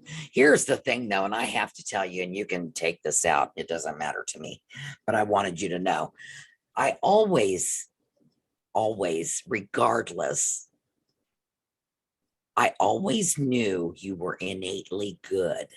I don't know why. I don't know why, but I always knew. And that's why I always would always unblock you again and would always reconnect with you again, even though I would unconnect, maybe, and I would always come back because I knew you were innately good. I just knew it. Wow. I appreciate that. That means a lot to me. It means a lot. It So you means a are, and lot. know that. I appreciate that. So I believe I'm a good person. I I do. believe I, you are. I I I accepted that because I mean you have to figure out where you're at. And that's a big question that, came up for me over and over and over again. It's like, am I a bad person? Am I bad or am I good? Am I the enemy or am I, you know, what's wrong with me? What is so wrong with me that makes these people hate me so much? Like hate me so much that they will make 5011 profiles to Right, continue to come after me from right. one profile to another. And I asked myself for a long time, I'm like, how? And then I had to realize, wow, it's their problem. It's not my problem. Yeah. These people's problems cannot be my problem. Um, and I am, extremely unpopular You, to it's a lot weird of because people. you're very popular. A lot of people know who you are. But They may not there's follow you. The numbers might not be there, but I think you're way more popular than you think you are. Well, I mean, TikTok has put a cap on me because I've been at 17,000.5 for over a year. It will Yeah, not allow me to grow. The profile will not yeah, grow. So even if yeah, people follow me, the numbers never grow. So they must follow yeah. me and TikTok must have them unfollow me or whatever it is. But every single day I'm getting followers and I'm not getting any changes in numbers. And I'm Oh, always same thinking here. it's really weird. It's really Same with weird. me. It's the same with me. So I don't know how that works. It's Maybe, AI. It's or it's AI. bots. I don't know. I really don't. I tell you, I try not to. I'm at a point, I was at first, because this is what I do. I retired early to make this my living. Okay. So, I was real concerned with it in the beginning. But as I'm going and growing, I'm kind of, you know what? I'm kind of getting away from worrying about that. I really don't care. I think the people that are supposed to come to me will come to me. The people Mhm. that are supposed to see me will see me. Mhm. Uh, I am concentrating more on what I want my reality to be. Okay. And Mhm. what I want in my life. And I'm just really trying to more and more just disassociate with that. I'm just trying not to worry about it. I don't know. Well, I, I'll I, get I, back to you to see if it works. well, no, I mean, that's what I've always said. If I had 500 followers, yet those 500 followers are people that I can actually help develop their spirituality, think about things outside the Right, parameters of what right, they've been thinking about, give them new ideas or new, right. or like even just the handful of women that I have helped break free of abusive relationships. If how about this? Oh, I don't want to cry. I don't want to get all emotionally about it. If getting on TikTok and getting notoriety and being hated and being chased down and abused and adult bullying and getting canceled over and over and over again. If one of those children, just one of the children of the women that I helped get out of that abusive relationship has a better life Yeah. because I helped convince that woman that her value was more than sticking around with this alcoholic or a Right. verbally abusive or a physically abusive person. Right. Guess what? It was all worth it to me. Yeah. Yeah. 100%. Yeah. 100% worth it to me. And that's me declaring that to the spiritual world, to the world. If I suffered so that one little girl or one little boy has a higher quality of life, Right. fuck all y'all. Yeah. I agree. I That's it. agree. Yeah. That has to be So, what it's worth. For well, real. that shows you what drives me. Yeah. Because like I said, the only reason why I do anything that I do, it's because I want to have the experience of it. I want to experience it. I want to feel it. I want to do it. I want to understand what's on the other side of the curtain. That's what I'm all about. But I'm all about dragging everybody else with me who wants to go to the other side of the curtain, Right. Right. whether they like it or not. I relate to that. I relate to that because I talk Yeah. this quantum stuff and people are looking at me, you know, with Yo, eyes let me like tell this you going, I something. don't get it. Well, let me tell you something. You are like, our conversation today that I wish everybody on TikTok who has the opportunity, could have the opportunity to hear us talk like we've talked for the past couple of hours. I knew that my spirits were like, get Nana to talk. Nana, and you need to have a conversation off that app where you two can connect, Yeah. not be distracted by all these comments and other people. Yeah. You are way ahead of your time. You're way ahead of your time. You're introducing concepts into the world that people aren't ready for. They're not ready for. You're talking about a spiritual technology that people are not ready for. It's just It's like ancient. your chat GPT 4. Your It's chat ancient GPT. technology. Yeah, but Here's people the don't. thing I say to you, I am not here to teach you anything. I am here to help you remember. Well, These are things we already know, but you've had civilization, you've had Christianity, you've had, whatever toxic environments raised you. Erase it from your memory. Because as I explain things to people and as they do spend time with me, just like you did, you realize I've been doing this. I do a lot of this already. I just now have to apply it correctly. so that's the whole thing. It's the application process. Yeah. It's the application process that people are missing. They might how about this? They might on a low key level understand these things because obviously, like you said, we are all intimately connected in this way. But it's the ability to get somebody to remember, or the ability for someone to be able to actually apply the level of information. And it And takes that's work. why, yes. You do have to meditate. You do have to meditate. You do have to visualize. But these are easy things. And, you just have to change the definitions because when you say the word meditate to people, they flip shit. You know this because you're a meditation, because they have this in their brain of a certain way meditate, and it's not like that at all. It is not clearing your mind, it's controlling your mind. Totally different. Yeah, it is. But you know what? I think you're awesome. And I think you're awesome. We're I really awesome. do. We're awesome. We're so awesome.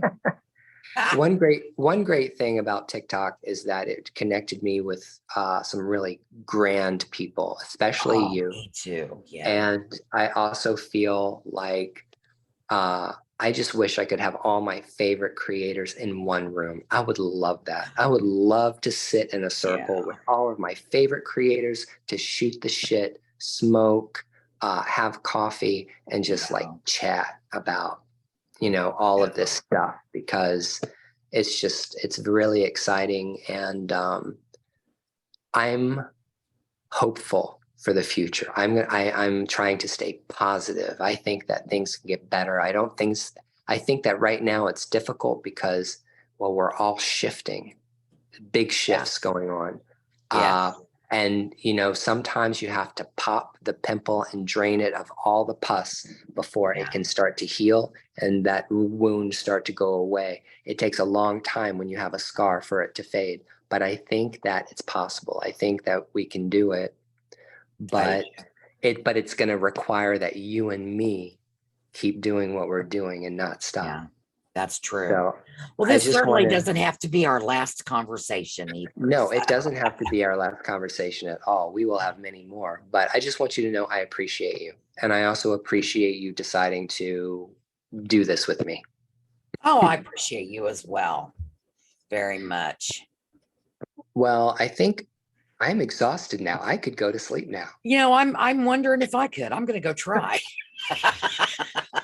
It's time to take a nap. Of course, if I lay down now, I won't get up until 5. But you know what? Whatever.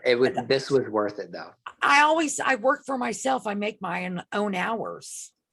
There's nobody cares. Yeah.